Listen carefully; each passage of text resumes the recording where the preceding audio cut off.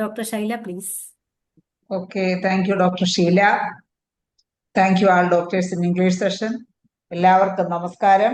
ഇന്ന് IFPHന്റെ തുടർന്ന് വരുന്ന മലയാളം വെബിനാറിന്റെ 2761 ദിവസമാണ്. ഇന്നത്തെ മലയാളം സെഷനിൽ നമുക്കൊരു ക്ലാസ് എടുക്കുവാനായി എത്തുന്നത് ഡോക്ടർ ഹരിപ്രിയയാണ്. ഡോക്ടറുടെ ഇന്നത്തെ ക്ലാസ് കേൾക്കുന്നതിന് വേണ്ടി സൂം പ്ലാറ്റ്ഫോമിൽ എത്തിയിട്ടുള്ള എല്ലാ ബഹുമാനീയരായ ഡോക്ടേഴ്സിനെയും ഹോമിയോപ്പതി സ്നേഹികളെയും സ്റ്റുഡൻസിനെയും ഇന്നത്തെ ഈ മലയാളം സെഷൻ ക്ലാസ്സിലേക്ക് സ്വാഗതം ചെയ്യുന്നു. ഒരു നിമിഷം ഈശ്വര പ്രാർത്ഥനയോടുകൂടി നമുക്ക് ഇന്നത്തെ സെഷൻ ആരംഭിക്കാം. നന്ദി. Doctor Haripriya Ashwini homeo clinic എന്ന് പറയുന്ന ഒരു ക്ലിനിക്ക് ചെങ്ങന്നൂരിൽ നടത്തി വരുന്നു. അശ്വിനി ഡോക്ടർ ഹരിപ്രിയയുടെ ക്ലാസ് ആയതുകൊണ്ടാണ് ഞാൻ ഇന്ന് കയറിയത് തന്നെ. കാരണം എനിക്ക് ഇന്ന് നാളെ ഒരു ചെറിയ അസൗകര്യം ഉണ്ടായിരുന്നു. ഞാൻ മറിയാമ്മ ഡോക്ടറെ ഏൽപ്പിച്ചിട്ട് ഒന്ന് പിൻവലിയാമെന്ന് വിചാരിച്ചിരുന്നു. പക്ഷെ ഡോക്ടർ ഹരിപ്രിയ എന്റെ 4 വർഷം എന്നോടൊപ്പം ഹോമിയോ കോളേജിൽ പഠിച്ച ഡോക്ടർ സോമന്റെ മകൾ കൂടിയാണ്. അപ്പോ തീർച്ചയായിട്ടും എന്റെ സഹപാഠിയുടെ മകളുടെ ക്ലാസ് കേൾക്കണം എന്ന് തോന്നിയത് കൊണ്ട് മാത്രമാണ് ഞാൻ ഇന്ന് കയറിയത്.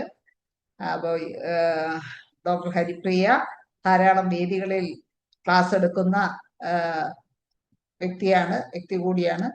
IHKയുടെ പല പ്ലാറ്റ്ഫോമുകളിലും ക്ലാസ് എടുത്തിട്ടുണ്ട്. അപ്പൊ ഇന്ന് ഡോക്ടർ ഹരിപ്രിയ എടുക്കുന്ന വിഷയം മൂത്രാശയ സംബന്ധമായ രോഗങ്ങളും ഹോമിയോപ്പതിയും എന്നുള്ള വിഷയത്തിലാണ് ഇന്നത്തെ ക്ലാസ്. അതിന്റെ 1ാം ഭാഗമാണ് ഇന്ന്. അതിന്റെ അടുത്ത ഭാഗം ഉടൻ തന്നെ കുറേ വരുന്നതാണ്. നാളെ തന്നെ. ഓക്കെ. അതിന്റെ 2ാം ഭാഗം നാളെ തന്നെയാണ്. അപ്പൊ അതിന്റെ ഇന്നത്തെ 1ാം ഭാഗം ക്ലാസ്സാണ് ഇവിടെ നടക്കാൻ പോകുന്നത്. എന്റെ സഹപാഠിയുടെ മകളെ ഞാൻ ഡോക്ടർ സോമന്റെ മകളെ ഞാൻ വളരെ സ്നേഹപൂർവ്വം ഇന്നത്തെ ഈ സെഷനിലേക്ക് സ്വാഗതം ചെയ്യുന്നു. ഡോക്ടറെ, വീഡിയോ ഓണാക്കാമോ? ഇവിടെ റേഞ്ചിന്റെ ഇഷ്യൂ ഉണ്ട്, അപ്പൊ വോയിസ് കട്ടാവും. അതുകൊണ്ട് ആയിക്കോട്ടെ. എന്നാ വീഡിയോ വേണ്ട, നമുക്ക് ക്ലാസ് ആരംഭിക്കാം. കഴിഞ്ഞിട്ട് വീഡിയോ ക്ലോസ് ചെയ്യണം ഡോക്ടറെ. ഒന്ന് എല്ലാവരെയും ഒന്ന് പരിചയപ്പെട്ടിട്ട് നമുക്ക് വീഡിയോ ഓഫ് ആക്കാം. കുറച്ചും കുഴപ്പമില്ല, സംസാരിച്ചു നോക്കാം. എന്നിട്ട് നമുക്ക് എന്തെങ്കിലും ബുദ്ധിമുട്ട് വരികയാണെങ്കിൽ നമുക്ക് വീഡിയോ ഓഫ് ചെയ്യാം. അല്ല, വീഡിയോ ഓൺ ആക്കി തന്നെ തുടങ്ങിക്കോളൂ. സ്ലൈഡ് വിസിബിൾ ആണോ? ആണ്. Urinary tract disease.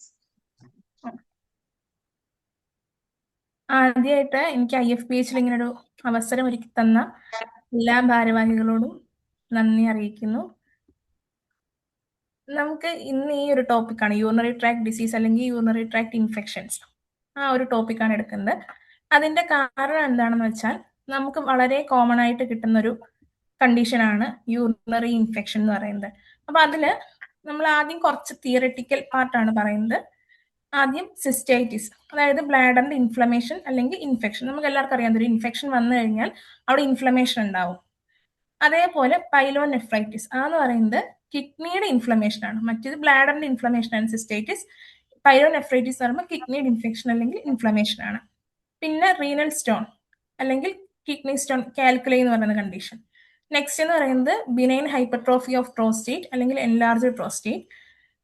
Urinary retention, അതായത് യൂറിൻ കംപ്ലീറ്റ്ലി പോകുന്നില്ല, അങ്ങനെ ഒരു അവസ്ഥ. പിന്നെ യൂറിനറി ഇൻകോണ്ടിനൻസ്, അതെന്ന് പറയുമ്പോൾ എന്താ, പിടിച്ചു നിർത്താൻ പറ്റാത്ത കഴിവ്. അത് 2 രീതിയിലുണ്ട്. ഒന്ന് സ്ട്രെസ് ഇൻകോണ്ടിനൻസ് എന്നും പറയും, ഒന്ന് അർജ് ഇൻകോണ്ടിനൻസ്. സ്ട്രെസ് ഇൻകോണ്ടിനൻസ് എന്ന് പറഞ്ഞാൽ നമുക്ക് വരുന്ന കുറെ പേഷ്യൻസ് പറയുന്നുണ്ടാവും, ചുമയ്ക്കുമ്പോൾ യൂറിൻ പോവും അല്ലെങ്കിൽ തുമ്മുമ്പോൾ യൂറിൻ പോവും. അങ്ങനത്തെ കണ്ടീഷനാണ് സ്ട്രെസ്. ഒരു ശക്തിയായിട്ട് തുമ്മുമ്പോഴോ ചുമയ്ക്കുമ്പോഴോ യൂറിൻ പോവുക. അർജ് എന്ന് പറഞ്ഞാൽ എന്താ, പോണം തോന്നും പക്ഷെ കൺട്രോൾ ചെയ്യാൻ പറ്റില്ല. അവര് ബാത്റൂമിൽ എത്തുന്നതിന്റെ മുൻപ് തന്നെ യൂറിൻ പോവും. അങ്ങനത്തെ ഒരു കണ്ടീഷനാണ്. പോണം തോന്നി പെട്ടെന്ന് പോണം, അങ്ങനെ ഇൻകോണ്ടിനൻസ് പോലെ ഫീൽ ചെയ്യും. നെക്സ്റ്റ് വരുന്നത് നെഫ്രോസിസ്. അത് ഇൻഫ്ലമേഷൻ ഇല്ല കിഡ്നിയിൽ, അല്ലാണ്ട് കിഡ്നിയിൽ വരുന്നൊരു കണ്ടീഷനാണ്. യൂറീത്രൈറ്റിസ് എന്ന് പറയുമ്പോൾ എന്താ, യൂറീത്രയിൽ വരുന്നൊരു ഇൻഫ്ലമേഷൻ അല്ലെങ്കിൽ infection. Nocturia frequent urination at night ആണ്.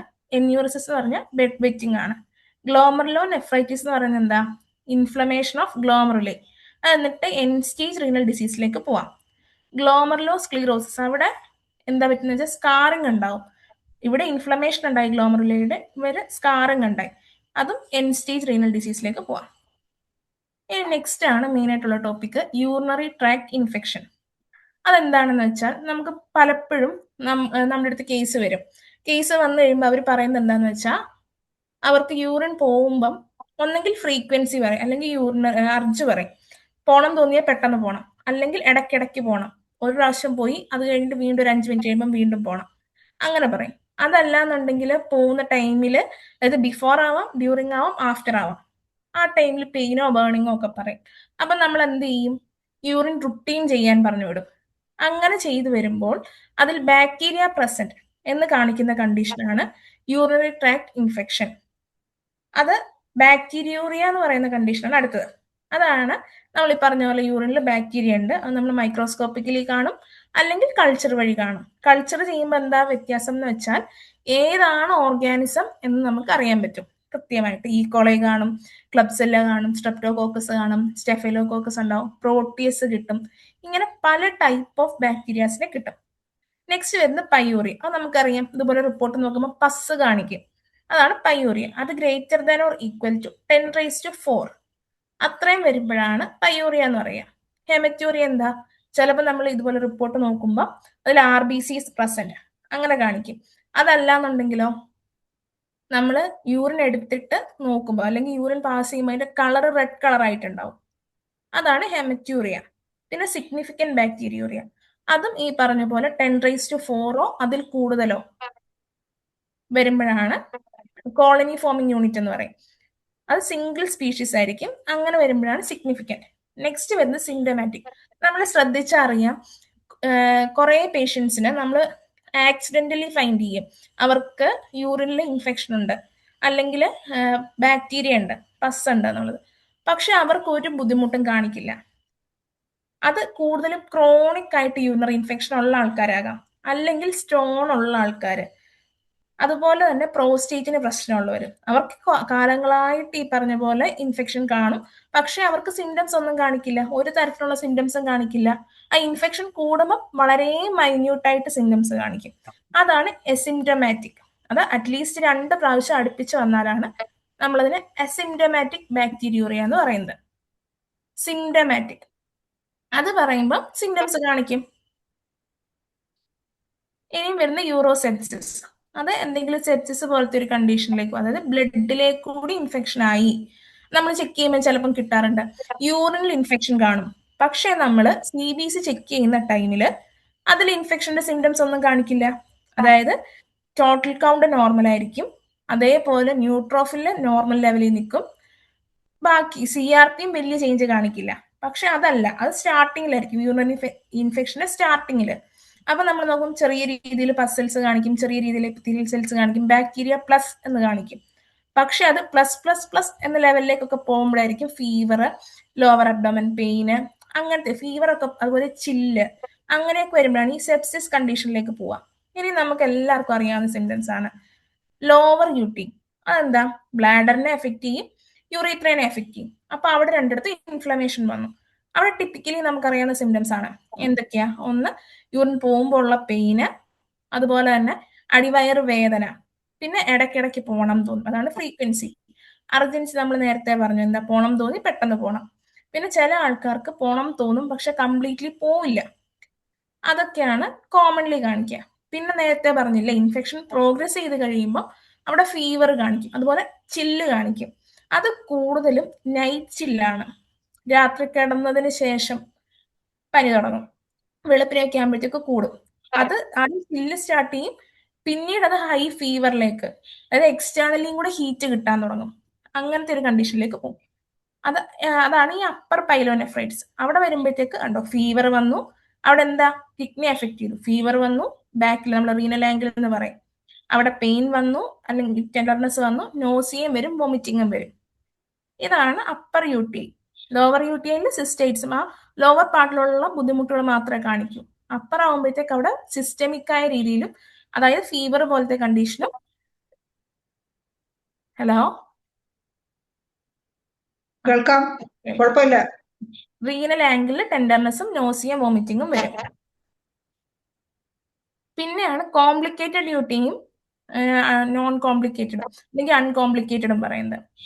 അൺകോംപ്ലിക്കേറ്റഡ് അതെന്താ സംഭവം എന്ന് വെച്ചാൽ, അൺകോംപ്ലിക്കേറ്റഡ് യൂട്ടി എന്ന് പറഞ്ഞാൽ വേറെ അവിടെ മെറ്റബോളിക് ആയിട്ട് ഒരു പ്രശ്നം, അതായത് ഡയബറ്റിക് അല്ല, അതുപോലെ സ്ട്രക്ചറലി അവിടെ വേറെ ഇഷ്യൂസ് ഒന്നുമില്ല, വേറെ ഇമ്മ്യൂണിറ്റി ഇപ്പോൾ ഓട്ടോ ഇമ്മ്യൂൺ കണ്ടീഷൻ പോലത്തെ കണ്ടീഷൻ ഒന്നും ഇല്ല. അപ്പൊ അവർക്ക് എന്താ പ്രശ്നം എന്ന് വെച്ചാൽ അവർക്ക് സ്റ്റിറോയിഡ് പോലത്തെ കണ്ടീഷൻ എടുക്കുന്നുണ്ടാവും, മെഡിസിൻസ് എടുക്കുന്നുണ്ടാവും. അപ്പൊ അവർക്ക് ഓട്ടോമാറ്റിക്കലി അവരുടെ ഇമ്മ്യൂണിറ്റി വീക്ക് ആയിരിക്കും. അപ്പൊ പെട്ടെന്ന് ഇൻഫെക്ഷൻസ് കിട്ടും. അപ്പൊ അങ്ങനത്തെ പ്രശ്നങ്ങളൊന്നും ഇല്ലാത്ത ആൾക്കാർ, അത് കൂടുതലും വുമൺ ആണ്.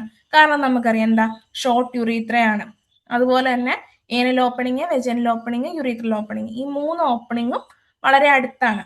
പിന്നെ പൊതുവെ എന്താ, സ്ത്രീകളാകുമ്പോൾ വെള്ളം കുടിക്കുന്നത് കുറയും, പ്രത്യേകിച്ച് എവിടെയെങ്കിലും ട്രാവൽ ചെയ്യാനോ അല്ലെങ്കിൽ ഇപ്പം വർക്കിംഗ് ആയിട്ടുള്ള ആൾക്കാർ, അങ്ങനെയുള്ളവർ വെള്ളം കുറവ് കുടിക്കുകയുള്ളൂ, കാരണം ഇടയ്ക്കിടയ്ക്ക് യൂറിൻ പാസ് ചെയ്യണം എന്നുള്ളതുകൊണ്ട്.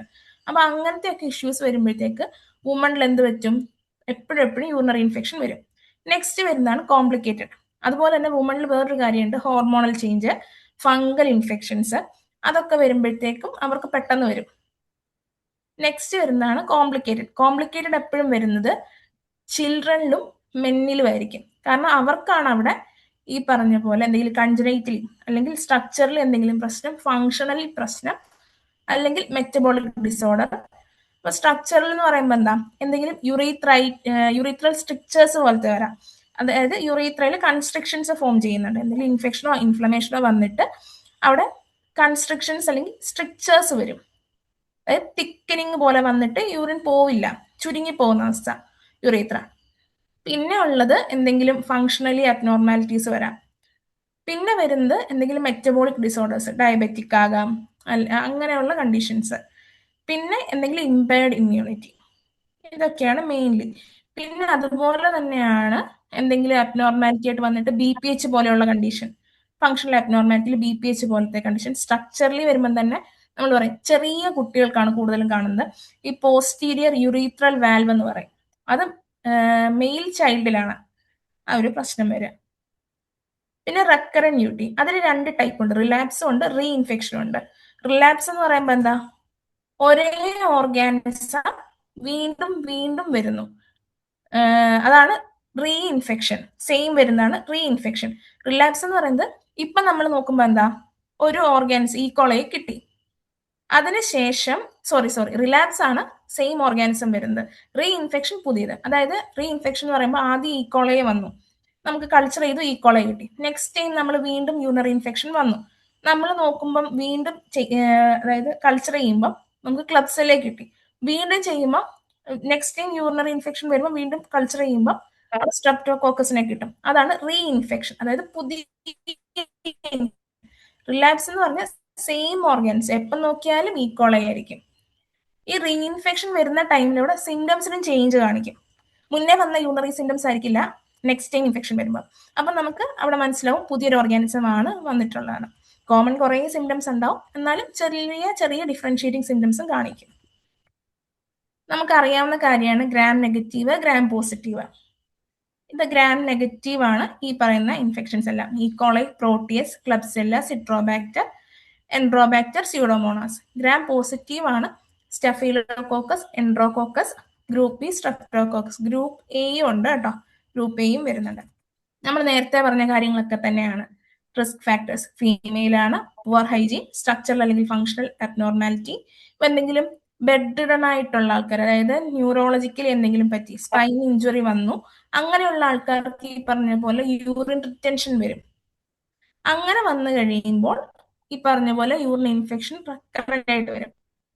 ഇതൊക്കെ നമ്മൾ ഓൾറെഡി പറഞ്ഞു. അതുപോലെ കാറ്റേറ്റർ ഇട്ട ആൾക്കാർ, കാൽക്കുലേ ഉള്ള ആൾക്കാർ, സിംറ്റംസ് നമ്മൾ ഓൾറെഡി പറഞ്ഞു, അല്ല നമ്മൾ ഓൾറെഡി പറഞ്ഞു കഴിഞ്ഞാൽ കണ്ടോ, ചില്ലും ഷിവറിങ്ങും, അതായത് വിറയ്ക്കുക, നമുക്ക് കുളിരുക, അല്ലെങ്കിൽ ചില സ്ഥലങ്ങളിൽ ഉള്ളു കുടച്ചില് അങ്ങനെ പറയും.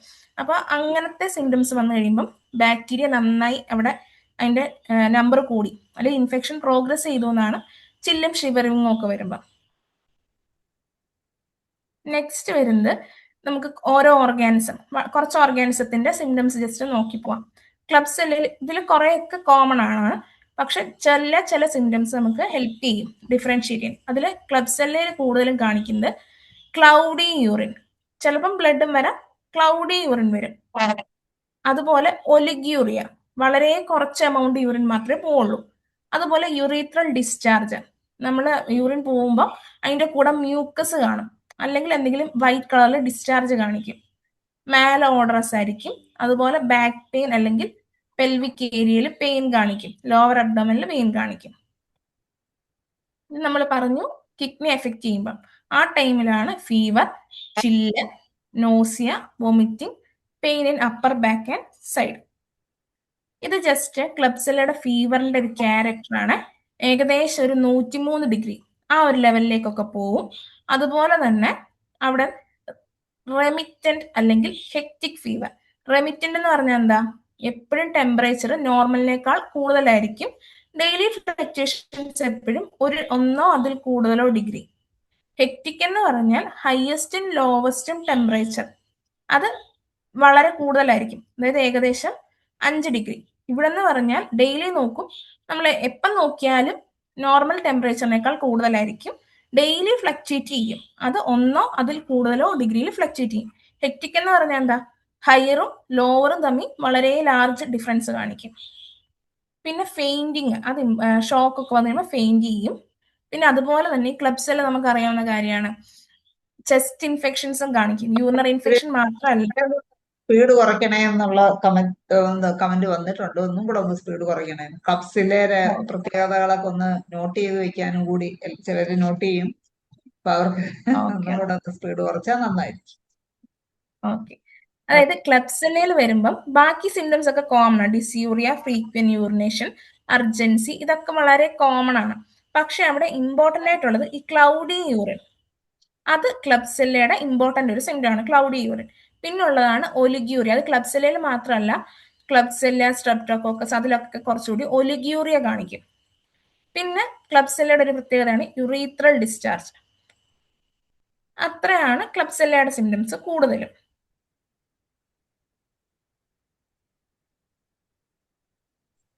പിന്നെ നമ്മൾ പറഞ്ഞത് ഫീവർ ആണ്. അത് റെമിറ്റന്റോ ഹെക്റ്റിക്കോ ഫീവർ ആവാം, അത് ഇമ്പോർട്ടൻ്റ് ആണ്. അതുപോലെ തന്നെ നമുക്കറിയാവുന്നതാണ് ഈ ക്രോണിക് കണ്ടീഷൻസ് ഉള്ള ആൾക്കാരുണ്ടാവും. അതായത് ഇപ്പം നല്ല ഡയബറ്റിക് ആയ ആൾക്കാർ, അല്ലെങ്കിൽ CKD പോലെ ഉള്ള കണ്ടീഷനുള്ള ആൾക്കാർ, അല്ലെങ്കിൽ എന്തെങ്കിലും ഇപ്പൊ CAയിലേക്കൊക്കെ പോകാൻ ഒരു ചാൻസ് ഉള്ള ആൾക്കാർ, ക്രോണിക് ആയിട്ട് ചിലർക്ക് അർട്ടിക്കേരിയ ഉണ്ടാവും. അപ്പൊ അങ്ങനെയൊക്കെയുള്ള ആൾക്കാർക്ക് ഒരു അക്യൂട്ട് ഇത് വന്നു കഴിയുമ്പോൾ അവിടെ ആ അക്യൂട്ടിന്റെ കറക്റ്റ് ആയിട്ടുള്ള സിംറ്റംസ് കാണിക്കില്ല. ഫോർ എക്സാമ്പിൾ, ഇപ്പം ഒരു ക്യാൻസർ പേഷ്യന്റിന് അവർക്കൊരു പനി വരികയാണെങ്കിൽ ഒരിക്കലും പനിയായിട്ട് കാണിക്കില്ല. പകരം അവർക്ക് എപ്പോഴും കാണിക്കുന്നത്, അവർക്ക് ഓൾറെഡി എവിടെയെങ്കിലും പെയിൻ ഉണ്ടെങ്കിൽ, ക്യാൻസർ മാത്രമല്ല ഇപ്പൊ റുമാറ്റിക് കംപ്ലൈന്റ്, RA പോലെയൊക്കെയുള്ള ഒരു കണ്ടീഷനുള്ള ഒരാളാണെങ്കിൽ അവരുടെ പെയിൻ കൂടും. അവർക്ക് എന്താണോ ക്രോണിക് ബുദ്ധിമുട്ടുള്ളത് അത് കൂടും. അലർജി ഉള്ളവരാണെങ്കിൽ അലർജി കൂടും, അതായിരിക്കും കൂടുതൽ. പിന്നെ പ്ലസ് അവർക്ക് വീക്ക്നെസ് കാണിക്കും, എസ്പെഷ്യലി വൈറൽ ഫീവർ ആണെങ്കിൽ. നമുക്കറിയാവുന്ന വൈറൽ ഫീവർ വന്നു കഴിയുമ്പോൾ നമുക്ക് എപ്പോഴും ക്ഷീണമായിരിക്കും കൂടുതലും കാണിക്കുക. അപ്പൊ അതും ഇമ്പോർട്ടൻ്റ് ആയിട്ടുള്ളൊരു കാര്യമാണ്. അതുപോലെ ചില കേസിൽ ഇപ്പം ഈ അർട്ടിക്കേരിയ ഒക്കെ ഉള്ള ആൾക്കാരുണ്ടാവും. നമ്മളിപ്പം ക്രോണിക് ആയിട്ട് അവർക്ക് മെഡിസിൻ കൊടുത്തോണ്ടിരിക്കുകയായിരിക്കും, പക്ഷെ പെട്ടെന്ന് ഇവർക്ക് എന്താ പറ്റുകയെന്ന് വെച്ചാൽ ഇവരുടെ അർട്ടിക്കേരിയ കൂടും. അങ്ങനെ വരുമ്പം അവിടെ എന്താ നമ്മൾ ആലോചിക്കേണ്ടത്? എപ്പോഴും ഒരു അക്യൂട്ട് വന്നിട്ടുണ്ടാവും. അത് ഈ പറഞ്ഞ ഫീവറുകളാവാം, അല്ലെങ്കിൽ ഈ പറഞ്ഞ പോലെ യൂറിനറി ഇൻഫെക്ഷൻ ആവാം. എപ്പോഴും ഒരു ക്രോണിക് നമ്മൾ ബെറ്റർ ആയിക്കൊണ്ടിരിക്കുകയാണ്, പെട്ടെന്ന് അവിടെ ഒരു എക്സൈറ്റേഷൻ വരികയാണെന്നുണ്ടെങ്കിൽ മോസ്റ്റ് പ്രോബബ്ലി അവിടെ ഒരു അക്യൂട്ട് ഇൻഫെക്ഷൻ ചാൻസ് ഭയങ്കര കൂടുതലാണ്. അപ്പൊ നമ്മൾ ചോദിക്കേണ്ടത്, അവർക്ക് സിംറ്റംസ് കാണിച്ചില്ല എങ്കിൽ പോലും വീട്ടിൽ ആർക്കെങ്കിലും പനിയുണ്ടോ എന്ന് ചോദിക്കുക. അതിനൊരു എക്സാമ്പിൾ എന്താന്ന് വെച്ചാൽ, ഒരു കുട്ടി ഉണ്ടായിരുന്നു, മർഫാൻ സിൻഡ്രോമാ. അത് നമുക്ക് വന്നപ്പോൾ അറിയില്ലായിരുന്നു. അത് കഴിഞ്ഞ് നമ്മൾ ഫൈൻഡ് ഔട്ട് ചെയ്തു മർഫാൻ സിൻഡ്രോം ആണ്. അത് ഫിസിഷ്യൻ്റെ അടുത്ത് റെഫർ ചെയ്തു, ഡയഗ്നോസ് ചെയ്ത് വന്നു. അതിനുശേഷം ഈ കുട്ടിക്ക് ബെഡ് വെറ്റിംഗ് ഉണ്ടായിരുന്നു. അവിടെ എന്താ സംഭവിച്ചെന്ന് വെച്ചാൽ 2 times ബെഡ് വെറ്റിംഗ് ഉണ്ടായിരുന്ന കുട്ടി നമ്മൾ മെഡിസിൻ കൊടുത്ത് 1 time ആയി മാറി. അതിനുശേഷം പെട്ടെന്ന് ഈ കുട്ടിക്ക് 2 times ആയി ബെഡ് വെറ്റിംഗ്. അങ്ങനെ വന്നപ്പോൾ നമ്മൾ ചോദിച്ചപ്പോഴാണ് മനസ്സിലായത് കുട്ടിയുടെ വീട്ടിലെല്ലാവർക്കും പനി ഉണ്ടായിരുന്നു. ആ ടൈമിൽ കോമൺലി കൊടുത്തോണ്ടിരുന്ന മെഡിസിൻ എന്ന് പറയുന്നത് ബ്രയോണിയ ആയിരുന്നു. അങ്ങനെ ബ്രയോണിയ കൊടുത്തു. 0 ബാറിലാണ് ഞാൻ കൊടുക്കാറ്. അപ്പൊ അങ്ങനെ കൊടുത്തു. അതോടുകൂടി ആ കുട്ടിയുടെ ആ 2 ടൈംസ് മാറിയിട്ട് 1 ടൈമിലേക്ക്, അതായത് മെഡിസിൻ അതായത് ആ ക്രോണിക് ട്രീറ്റ് ചെയ്ത് അഗ്രവേഷൻ വരുന്നതിന് മുന്നത്തെ സ്റ്റേജിലേക്ക് എത്തി. ക്ലിയർ ആയോ? നെക്സ്റ്റ് വരുന്നത് ഈക്കോളയുടെ ഏറ്റവും ഇമ്പോർട്ടൻറ്റ് സിംറ്റം ആണ് ഫ്രീക്വൻസി അർജൻസി പ്രൊഫ്യൂസ് യൂറിനേഷൻ. അത് ഭയങ്കര ഇമ്പോർട്ടൻ്റ് ആണ്. ചില പേഷ്യൻസ് വന്നിട്ട് പറയും ഒരു ട്രാവലൊക്കെ പോയിട്ടുണ്ടായിരുന്നു, അത് കഴിഞ്ഞ് വന്നപ്പം തൊട്ട് നല്ല കാല് കഴപ്പ്, അതായത് വിയർനെസ് ഓഫ് ലെഗും ലോവർ ബാക്കും പ്ലസ് ഈ ഫ്രീക്വൻസി അർജൻസി, അതുപോലെ തന്നെ പ്രൊഫ്യൂസ് യൂറിനേഷൻ. ഓരോ 5 മിനിറ്റ് കൂടുമ്പോൾ അല്ലെ 10 മിനിറ്റ് കൂടുമ്പോൾ യൂറിൻ പാസ് ചെയ്യണം എന്നുള്ളൊരവസ്ഥ. അങ്ങനെ വരുമ്പോൾ അവിടെ നമുക്ക് സസ്പെക്ട് ചെയ്യാൻ പറ്റുന്നതാണ് ഈക്കോളി. ഫ്രീക്വൻസി ഉണ്ടാവും, അർജൻസി ഉണ്ടാവാം, അതുപോലെ പ്രൊഫ്യൂസ് യൂറിനേഷനും ആയിരിക്കും. സ്റ്റഫൈലോകോക്കസ് വരുമ്പോഴും കുറച്ചുകൂടി ഡിസ്യൂറിയ ഉണ്ടാവും, അതുപോലെ തന്നെ അസിംറ്റോമാറ്റിക് ബാക്ടീരിയൂറിയ. അതായത് സിംറ്റംസ് കാണിക്കില്ല. യൂറിൻ റിറ്റൻഷൻ നമ്മൾ പറഞ്ഞു, ഒലിഗ്യൂറിയ പോലത്തെ കണ്ടീഷൻ ക്ലബ്സെല്ലയിൽ വരുന്നു, അതേപോലെ തന്നെ ഇവിടെയും വരാം. പിന്നെ ഫെയിൻറ്റിങ് വരാം സ്റ്റഫൈലോകോക്കസിൽ. ഓൾട്ടേർഡ് മെന്റൽ സ്റ്റാറ്റസ്, അതായത് നമ്മൾ പറയും അവർ പറയുന്നത് എന്താണെന്ന് അവർക്കറിയില്ല, അല്ലെങ്കിൽ എന്താ ചെയ്യുന്നതെന്ന് അറിയില്ല, അങ്ങനത്തെ ഒരു അവസ്ഥയിലേക്ക്, സ്ഥലകാല ബോധം നഷ്ടപ്പെടുക എന്നൊക്കെ പറയും, ആ ഒരു അവസ്ഥയിലേക്ക് പോകും. അതാണ് സ്റ്റഫൈലോകോക്കസിന്റെ കൂടുതലുള്ള സിംറ്റം. ഈ ലോവർ അബ്ഡോമൻ പെയിൻ ഒക്കെ അതിലും കിട്ടും, അല്ലെങ്കിൽ സുപ്രാപ്യൂബിക് പെയിൻ. അടുത്തത് പറയട്ടെ. നെക്സ്റ്റ് വരുന്നത് സ്ട്രെപ്റ്റോകോക്കസ് തന്നെ, ഗ്രൂപ്പ് ബി പറഞ്ഞോട്ടെ സ്ട്രെപ്റ്റോകോക്കസ്. ആർക്കെങ്കിലും ഫോളോ ചെയ്യാൻ പറ്റുന്നില്ലെങ്കിൽ ഒന്ന് പറഞ്ഞാൽ നമുക്ക് വീണ്ടും റിപ്പീറ്റ് ചെയ്യണമെങ്കിൽ ചെയ്യും, അല്ലെങ്കിൽ കുറച്ചുകൂടെ സ്ലോയിൽ പോകും. എന്തെങ്കിലും കമന്റ് ഉണ്ടെങ്കിൽ പറയണേ, ചാറ്റ് ബോക്സിൽ ഇടുകയോ അല്ലെങ്കിൽ ഹാൻഡ് റൈസ് ചെയ്ത് പറയുകയോ ചെയ്താണ്. അതാ വായിച്ച് എല്ലാം പിന്നെ പോയിന്റുകളൊന്ന് വായിക്കുന്നത് നല്ലതായിരിക്കും, ഓടിച്ചു വിടാതെ ഓരോന്നോരോന്ന് വായിച്ചിട്ട് പോയാൽ നല്ലതായിരിക്കും. ഓക്കെ. അത് ഞാൻ സ്ട്രെസ് ചെയ്ത് പറയുന്നത് കുറച്ചുകൂടി അതിന്റെ കറക്റ്റ് ആയിട്ടുള്ള സിംറ്റംസ് ആയിരിക്കും, ബാക്കി ചിലത് കോമൺ ഉണ്ടാവും, അതുകൊണ്ടാണ്. ഓക്കെ, അങ്ങനെ എല്ലാം എഴുതണ്ടല്ലോ, പ്രധാനപ്പെട്ട ഭാഗം എഴുതി മതിയല്ലോ, ബാക്കിയെല്ലാം കോമൺ ആയതുകൊണ്ടാണ് അങ്ങനെ പോണത്. ഓക്കെ, ഇനി എന്തെങ്കിലും കൂടുതൽ സ്പീഡ് വരുമ്പോ ഒന്ന് പറഞ്ഞ. ഓക്കെ. അപ്പൊ നെക്സ്റ്റ് വരും, നമുക്കറിയാം സാധാരണ പോലെ തന്നെ ഡിസ്യൂറിയ, അതായത് യൂറിൻ പോകുമ്പോൾ ഉള്ള പെയിൻ ഉണ്ടാവും.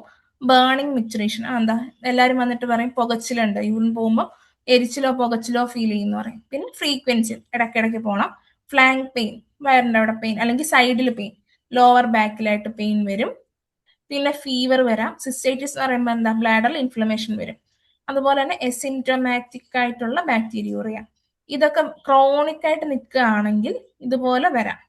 അതുപോലെ തന്നെ ഈ സ്ട്രെപ്റ്റോകോക്കസ് ഒക്കെ ഉള്ള ആൾക്കാർക്ക് അത് നമ്മൾ ജസ്റ്റ് ഒബ്സർവ് ചെയ്താൽ മതി. കേസുകൾ വരുന്ന ടൈമിൽ മിക്ക ആൾക്കാർക്കും ഈ സ്ട്രെപ്റ്റോകോക്കസ് കിട്ടുന്ന ആൾക്കാർക്കൊക്കെ ത്രോട്ടിലും സ്ട്രെപ്റ്റോകോക്കൽ ഇൻഫെക്ഷൻ ഉണ്ട്.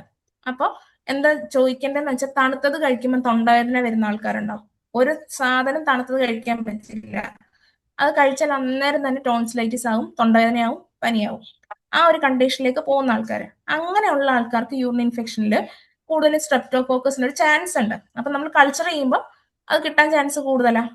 അതുപോലെ അവർക്ക് കൂടുതൽ ലോവർ അബ്ഡോമൻ പെയിന്, വളരെ സ്കാൻറ്റി ആയിട്ടുള്ള യൂറിൻ, പിന്നെ ചിലർക്ക് ഹെമറ്റ്യൂറിയ കാണിക്കും. പക്ഷെ ഫ്രീക്വൻസി അർജൻസിയെ അതുപോലെ പ്രൊഫ്യൂസ് യൂറിനേക്കാൾ കൂടുതലും കുറച്ചുകൂടെ പെയിനുകളൊക്കെ കാണിക്കും. Lower abdomen pain, lower back ache അല്ല നടുവേദനയും പറയും. പിന്നെ ഈ കാലുകഴപ്പും നടുകഴപ്പും അതിന് പറയുന്നത് വിയറിനെസ് എന്നാണ്. ഏക്കിംഗ് എന്ന് പറഞ്ഞാൽ പ്രത്യേകിച്ച് ക്യാരക്ടർ ഇല്ലാത്ത പെയിനാണ്, വിയറിനെസ് ആണ് കഴപ്പ്. പിന്നെ ഇമ്പോർട്ടൻ്റ് ആയിട്ടുള്ള ഒരു കാര്യമാണ്, ഈ സ്ട്രെപ്റ്റോകോക്കസ് വരുമ്പം അവർക്ക് യൂറിനറി ഫ്രീക്വൻസി അർജൻസി ഉണ്ടെങ്കിൽ അത് ഒരു 3-4 ദിവസം വരെ അത് കാണിക്കും. അതിനുശേഷം എന്ത് ചെയ്യും, ഡിസീസ് പ്രോഗ്രസ് ചെയ്യും. എന്നിട്ട് ഈ അർജൻസിയും ഫ്രീക്വൻസിയും കുറഞ്ഞിട്ട് ഡിസീസ് കൂടും. അപ്പം ചിലപ്പോൾ നമ്മൾ എപ്പോഴും ശ്രദ്ധിക്കുമ്പോൾ അറിയാം, ഈ യൂറിൻ ഇൻഫെക്ഷൻ വരുന്ന ആൾക്കാർക്ക് ആദ്യമേ റെഡ് കളർ യൂറിൻ ആയിരിക്കില്ല. ഡിസീസ് പ്രോഗ്രസ് ചെയ്ത് അവിടെ ബ്ലാഡറിനെയും കൂടി എഫക്ട് ചെയ്ത് കഴിയുമ്പോൾ, അതായത് സിസ്റ്റൈറ്റിസ് എന്ന ലെവലിലേക്കൊക്കെ പോകുമ്പോഴായിരിക്കും കൂടുതലും ഈ ബ്ലഡ് വന്നു തുടങ്ങുന്നത്. പക്ഷെ ചില കണ്ടീഷനിൽ അവർ ഈ ബേണിങ്ങും അതായത് പുകച്ചില്, നീറ്റല് അങ്ങനെയുള്ള കണ്ടീഷൻ പറയുന്ന കേസിൽ അതുപോലെ എന്തെങ്കിലും ഡിസ്ചാർജ് ഒക്കെ ഉണ്ടെങ്കിൽ അവിടെ കുറച്ചുകൂടി ഈ ആദ്യമേ ഫസ്റ്റ് ടൈം തന്നെ ചെക്ക് ചെയ്യുമ്പോൾ RBC കൂടുതലായിരിക്കും, പസ് കുറഞ്ഞിട്ട് RBC കൂടുതലാവും. അങ്ങനത്തെ കണ്ടീഷനും ഉണ്ട്. ഇവിടെ പക്ഷെ അങ്ങനെയല്ല. യൂറിൻ ഫ്രീക്വൻസി, അർജൻസി ഒരു 3-4 ദിവസം കാണിക്കും. അതിനുശേഷം ഡിസീസ് പ്രോഗ്രസ് ചെയ്തു പോകും. ഈ ഒരു ടൈമിലും കുറച്ചുകൂടെ സ്കാൻഡി ആയിരിക്കും യൂറിൻ. അത് കഴിയുമ്പോഴത്തേക്കായിരിക്കും കുറച്ചുകൂടെ പ്രൊഫ്യൂസ് ആയിട്ട്, പക്ഷെ കുറച്ച് ഒരു 15 മിനിറ്റ് ഒക്കെ ആണെങ്കിൽ പിന്നെ അതൊരു 1 hour ആവും. ആ ഒരു ഗ്യാപ്പ്, യൂറിൻ പാസ് ചെയ്യുന്ന ഗ്യാപ്പ്. നെക്സ്റ്റ് വരുന്നതാണ് ഗ്രൂപ്പ് A സ്ട്രെപ്റ്റോകോക്കസ് അല്ലെങ്കിൽ ബീറ്റ ഹീമോളൈറ്റ്. അവിടെ ഫീവറും ഡിസ്യൂറിയും ജസ്റ്റ് ഓർത്തു വെച്ചാൽ മാത്രം മതി. ഈ ഏറ്റവും ഇമ്പോർട്ടൻ്റ് ആയിട്ടുള്ളത് ഈക്കോളയുടെ സിൻഡ്രോം, ക്ലബ്സെല്ലയുടെ സിൻഡ്രോം, സ്ട്രെപ്റ്റോയുടെ. പിന്നെ നമുക്ക് നന്നായി കിട്ടുന്ന ഇതാണ് പ്രോട്ടിയസ്. അത് കൂടുതലും കിട്ടുന്നത് ഈ ബെഡ് റിഡൺ പേഷ്യൻസ്. നമ്മൾ ശ്രദ്ധിച്ചിട്ടുണ്ടാവും, വീട്ടിൽ ബെഡ് റിഡൺ ആയിട്ടുള്ള ആൾക്കാരെല്ലാം നമുക്ക് പേഷ്യൻസ് അങ്ങനത്തെ ഉണ്ടെങ്കിൽ അവരുടെ ഈ കാത്തീറ്റർ ഇട്ട പേഷ്യൻസിൽ നോക്കുമ്പോൾ കാത്തീറ്ററിൽ ഇങ്ങനെ കട്ട കട്ട കട്ട പോലെ, നമ്മൾ ശരിക്കും പസ്സായിരിക്കും, ഒരു ഫിലിം പോലെ കാണിക്കും. അത് ഈ പ്രോട്ടിയസ് ആണ് കൂടുതലും.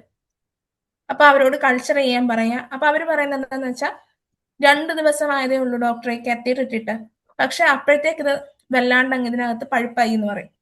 അങ്ങനെ പറയുന്ന പേഷ്യൻസ് ഉണ്ടാവും.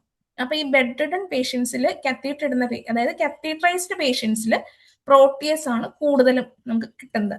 അതില് ഈ പറഞ്ഞ സിംറ്റംസ് ഫ്രീക്വൻസി കാണാം, അർജൻസി കാണാം, ഡിസ്യൂറിയ കാണാം, ഫ്ലാങ്ക് പെയിൻ കാണാം, ഒരു ഫൗൾ അല്ലെ ഡിസ്കളേർഡ് സ്മെല്ലിങ്. പക്ഷെ അതിൽ ഏറ്റവും ഇമ്പോർട്ടൻ്റ് ആയിട്ടുള്ള സംഭവം കൺഫ്യൂഷൻ. കണ്ടോ, ഒരു കൺഫ്യൂഷൻ കാണിക്കും. അത് തുടക്കത്തിലേ കാണിക്കില്ല, ഡിസീസ് കുറച്ചുകൂടെ പ്രോഗ്രസ് ചെയ്ത് കഴിഞ്ഞിട്ടേ കാണിക്കുള്ളൂ കൺഫ്യൂഷൻ. കാരണം ഒരു കേസ് ഉണ്ടായിരുന്നു, ആ ടൈമിൽ നമ്മൾ ആദ്യം കൊടുത്തു നോക്കിയത് ബ്രൈ റെപ്പട്രൈസ് ചെയ്ത് വന്നു. ആദ്യം പൾസ് കൊടുത്തു, അതിനുശേഷം ബ്രൈ കൊടുത്തു. ബ്രൈ കൊടുത്തപ്പോൾ ചെറിയൊരു ചേഞ്ച് കാണിച്ചു, പക്ഷെ നമുക്ക് വലിയ റിസൾട്ട് കിട്ടിയില്ല. പിന്നീട് നക്സ് ആണ് അവിടെ കൊടുത്തത്. കാരണം നക്സിൽ നന്നായി മെന്റൽ കൺഫ്യൂഷൻ കവർ ചെയ്യുന്നുണ്ടായിരുന്നു. അപ്പൊ ഞാൻ സാധാരണ കൊടുക്കുമ്പോൾ റെപ്പട്രൈസ് ചെയ്തിട്ട് തന്നെയാണ് കൊടുക്കാറ്. അപ്പൊ അങ്ങനെ വന്നപ്പോൾ നക്സ്, പൾസിന് ശേഷം വന്ന മെഡിസിൻ നക്സ് ആയിരുന്നു. അപ്പോഴാണ് ഈ കൺഫ്യൂഷൻ കൂടി കവർ ചെയ്യുന്നത് നക്സ് ആയതുകൊണ്ട് അന്ന് കൊടുത്തു. നക്സ് കൊടുത്തപ്പം തന്നെ നല്ല ബെറ്ററായി. പക്ഷെ ഡിസീസ് ഇത്തിരി കൂടി പ്രോഗ്രസ് ചെയ്ത് കഴിയുമ്പോൾ മാത്രമേ കൺഫ്യൂഷൻ കാണിക്കുള്ളൂ. ഇത് കണ്ടോ, patients with UTI due to Proteus mirabilis may also present with urinary stones or crystalline biofilm blocking a urinary catheter. ഇത്രയാണ് നമുക്ക് കുറച്ച് ബാക്ടീരിയാസ് മാത്രം. അപ്പൊ ഈക്കോളൈ വന്ന അവിടെ കൂടുതലും കിട്ടുക ഫ്രീക്വൻസി, അർജൻസി, അതുപോലെ തന്നെ പ്രൊഫ്യൂസ് യൂറിനേഷൻ. ഈവൻ ഒരു അരമണിക്കൂർ കഴിയുമ്പോൾ, ഒരു പ്രാവശ്യം യൂറിൻ പാസ് ചെയ്തു, ഒരു അരമണിക്കൂർ കഴിയുമ്പോൾ വീണ്ടും യൂറിൻ പാസ് ചെയ്യണം. ആ ഒരവസ്ഥയുള്ളതാണ് ഈക്കോളൈക്ക്. സ്ട്രെപ്റ്റോകോക്കസ്, സ്റ്റെഫിലോകോക്കസ് അല്ലെ ക്ലബ്സെല്ല വരുമ്പോൾ കുറച്ചുകൂടെ സ്കാൻഡി ആയിരിക്കും. ക്ലബ്സെല്ലയിലാണ് കുറച്ചുകൂടി സ്കാൻഡി വരും. അതുപോലെ തന്നെ ക്ലബ്സെല്ലയിൽ എന്ത് വരും, ഡിസ്ചാർജുകൾ, യുറീത്രൽ ഡിസ്ചാർജുകൾ വരും. ഇതൊക്കെയാണ്. അതുപോലെ പ്രോട്ടീസ് വരുമ്പോൾ കൺഫ്യൂഷൻ കാണിക്കും, ബാക്ക് പെയിനും, അതൊക്കെ ഇതിൽ കോമൺലി കുറച്ചുകൂടെ കാണിക്കും. ഇനി നമുക്കറിയാം ഡയഗ്നോസിസ് എങ്ങനെയാ. കൂടുതലും നമുക്കൊരു പേഷ്യന്റ് വന്ന് ഇങ്ങനത്തെ സിംറ്റംസ് പറഞ്ഞു കഴിഞ്ഞാൽ നമ്മൾ ആദ്യം എന്താ ചെയ്യുക, നമ്മൾ ചെയ്യുന്നത് യൂറിൻ റുട്ടീൻ എക്സാമിനേഷൻ ചെയ്യും. അതുപോലെ യൂറിൻ കൾച്ചറിനും വിടും. അപ്പം ഇത് ചെയ്യുമ്പോൾ ഇമ്പോർട്ടൻസ് എന്താന്ന് വെച്ചാൽ രാവിലത്തെ 2ാമത്തെ യൂറിൻ അത് തന്നെ മിഡ് സ്ട്രീം വേണം. ഇല്ലെങ്കിൽ എന്താ പ്രശ്നം എന്ന് വെച്ചാൽ കണ്ടാമിനേഷൻ വരും. അതാണ് അവിടുത്തെ ഒരു പ്രശ്നം. ഒരു കേസ് ഉണ്ടായിരുന്നു, ആ കുട്ടിക്ക് യൂറിനറി ഇൻഫെക്ഷൻ സിംറ്റംസ് കാണിച്ചു. നമ്മൾ ടെസ്റ്റ് ചെയ്യാൻ വിട്ടു, റുട്ടീനും ചെയ്തു, കൾച്ചറും ചെയ്തു. കൾച്ചർ ചെയ്യാൻ കൊടുത്തു, പക്ഷെ നമ്മൾ ആദ്യമേ റുട്ടീൻ ചെയ്തിട്ട് മെഡിസിൻ കൊടുത്തത് നക്സ് ആണ്. സിംറ്റംസ് വെച്ച് നോക്കി നക്സ് ആണെന്ന് തോന്നി കൊടുത്തു. കുട്ടിയുടെ സിംറ്റമാറ്റിക്കലി ആള് ബെറ്റർ ആയി. പക്ഷെ കൾച്ചർ വന്നപ്പോൾ ഈക്കോളൈ ആയിരുന്നു. പക്ഷെ വീണ്ടും നമ്മൾ എന്നിട്ട് 3 ദിവസം കഴിയുമ്പോൾ വീണ്ടും റുട്ടീൻ ചെയ്യാൻ വിട്ടു. അപ്പം പക്ഷെ എന്താ പ്രശ്നം വന്നതെന്ന് വെച്ചാൽ വീണ്ടും ബാക്ടീരിയ പ്ലസ് ആണ് കാണിച്ചത്. ബാക്കി കുറച്ച് ബെറ്റർ ആയി, പക്ഷെ ബാക്ടീരിയ പ്ലസ് ആണ്. അതെന്താ പ്രശ്നം എന്ന് വെച്ചാൽ ഈ കുട്ടി ഒരു ഇത്തിരി മെന്റലി റിട്ടാർഡഡ് ആണ്, ഫിസിക്കലിയും കുറച്ച് ചലഞ്ചഡ് ആണ്. അപ്പൊ നടക്കാൻ ബുദ്ധിമുട്ടുണ്ട്. അപ്പൊ അവരെ എടുത്തു കൊടുത്തത് മിഡ് സ്ട്രീം യൂറിനൊന്നും അല്ല. അപ്പൊ എന്താ പ്രശ്നം എന്ന് വെച്ചാൽ കണ്ടാമിനേഷൻ വരും. അപ്പൊ എപ്പോഴും അവരോട് യൂറിൻ എടുത്തു കൊടുക്കുമ്പോൾ നന്നായി വാഷ് ചെയ്തിട്ട്, യൂറിൻ പാസ് ചെയ്യുന്ന ഭാഗം നന്നായി വാഷ് ചെയ്തിട്ട് വേണം. സോപ്പൊന്നും ഇടണ്ട, ജസ്റ്റ് വാട്ടർ ഒഴിച്ച് വാഷ് ചെയ്തിട്ട് വേണം. അതും മിഡ് സ്ട്രീം യൂറിൻ തന്നെ വേണം, എന്നാലാണ് കുറച്ചുകൂടെ ആക്യുറേറ്റ് ആയിട്ട് കിട്ടുള്ളൂ. കുട്ടികളെ നമ്മൾ വിചാരിക്കുന്ന പോലെ യൂറിൻ എടുക്കാൻ സമ്മതിക്കില്ല. അപ്പോൾ ഹോസ്പിറ്റൽ സെറ്റപ്പിൽ ചെയ്യാൻ പറ്റുന്നതാണ് സുപ്രാക്യൂബിക് ആസ്പിറേഷൻ. ഒന്നുമില്ല, നമ്മൾ കുത്തിയെടുക്കും, ബ്ലാഡറിൽ നിന്ന് പൊക്കിളിന്റെ താഴെയായിട്ട് വെച്ച് കുത്തിയെടുക്കും, അതാണ് അത്. ഇത് കുറെ ഞാൻ പറയുന്നു എന്ന് മാത്രമേ ഉള്ളൂ. ഇത് ടൈപ്പ് ചെയ്ത് മാത്രമേ ഉള്ളൂ. ഇത്ര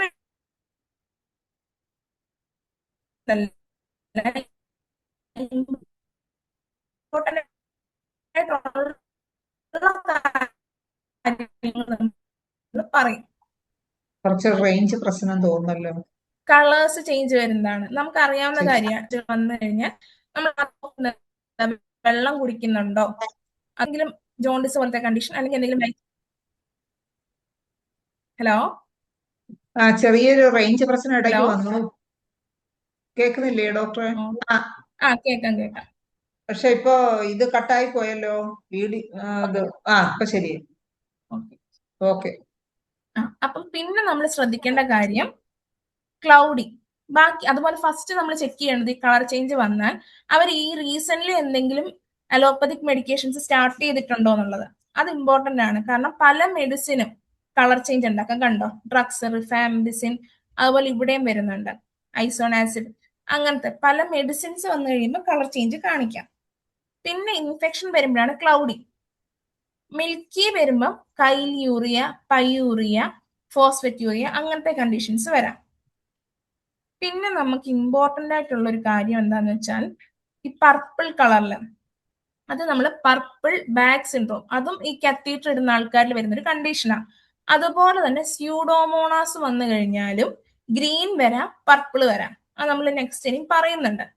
സ്യൂഡോമോണാസ് വന്നാൽ ഗ്രീൻ കളറും വരാം, പർപ്പിൾ കളറും വരാം.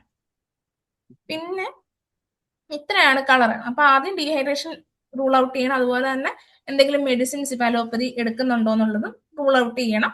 പിന്നെ വേണം ബാക്കി കണ്ടീഷൻസിലേക്ക് പോവാൻ. ഇതും ജസ്റ്റ് എഴുതിയിട്ടു എന്ന് മാത്രമേ ഉള്ളൂ. ഫൗൾ സ്മെല്ലൊക്കെ വന്നു കഴിഞ്ഞാൽ അത് നമ്മൾ ഡീഹൈഡ്രേഷൻ പറഞ്ഞു. പിന്നെ ചില മെഡിസിൻസ് പറഞ്ഞു. പിന്നെ ഈസ്റ്റ് ഇൻഫെക്ഷൻ, നമുക്കറിയാം ഫംഗൽ ഇൻഫെക്ഷൻ വന്നാൽ അവിടെ സ്മെല്ല് വരാം. അതുപോലെ തന്നെ എന്തെങ്കിലും ബാക്ടീരിയൽ വജൈനോസിസ് എന്ന് പറയും ഫീമെയിൽസിന്റെ ഒക്കെ കേസിൽ, നമ്മൾ ലൂക്കോറിയ, മിൽക്കി പോലെ അങ്ങനെയൊക്കെ കണ്ടീഷനിൽ ഫൗൾ സ്മെല്ല് വരാം. അവിടെ ഒരു ഫിഷി സ്മെല്ലാണ് കുറച്ചുകൂടെ പറയുന്നത്. ഇതൊന്നും വലിയ കാര്യമില്ല കേട്ടോ, ഇതൊക്കെ നമുക്ക് നോക്കിയാൽ കിട്ടാവുന്ന കാര്യം മാത്രമേ ഉള്ളൂ. പക്ഷെ ഇതല്ല ഇമ്പോർട്ടന്റ്. ഇനി ടർബിഡിറ്റി നമുക്കറിയാം, അത് അബ്നോർമൽ ആണ്. പിന്നെ കൈൽയൂറിയ എന്ന് പറയുന്നത് എന്താ, മിൽക്കി അപ്പിയറൻസ് ആണ് ഡ്യൂ ടു എന്താ, ഫാറ്റ് ഡ്രോപ്ലെറ്റ്സ്. ഇത് ഇമ്പോർട്ടന്റ് ആയിട്ടുള്ള ഒരു കാര്യമാണ്. റിയാക്ഷൻ pHന്റെ അസിഡിക് യൂറിൻ, ഇത് സ്ട്രോങ്ലി ആൽക്കലൈൻ ആണെങ്കിൽ അവിടെ യൂറിയ സ്പ്ലിറ്റിംഗ് ഓർഗാനിസം.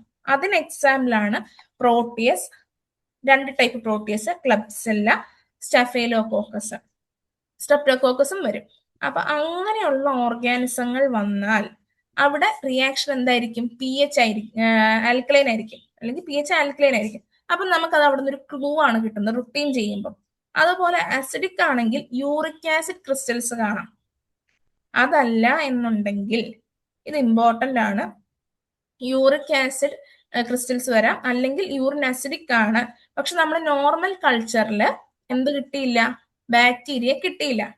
അങ്ങനത്തെ കണ്ടീഷനിൽ നമുക്ക് റീനൽ TB അല്ലെങ്കിൽ റീനൽ ട്യൂബർക്കുലോസിസ്, ഗൊണോറിയ, ഈ അല്ലെങ്കിൽ എന്തെങ്കിലും ഒരു കൈൻഡ് ഓഫ് യുറേത്രൈറ്റിസ് പോലത്തെ സിംറ്റം നമുക്ക് സസ്പെക്ട് ചെയ്യണം.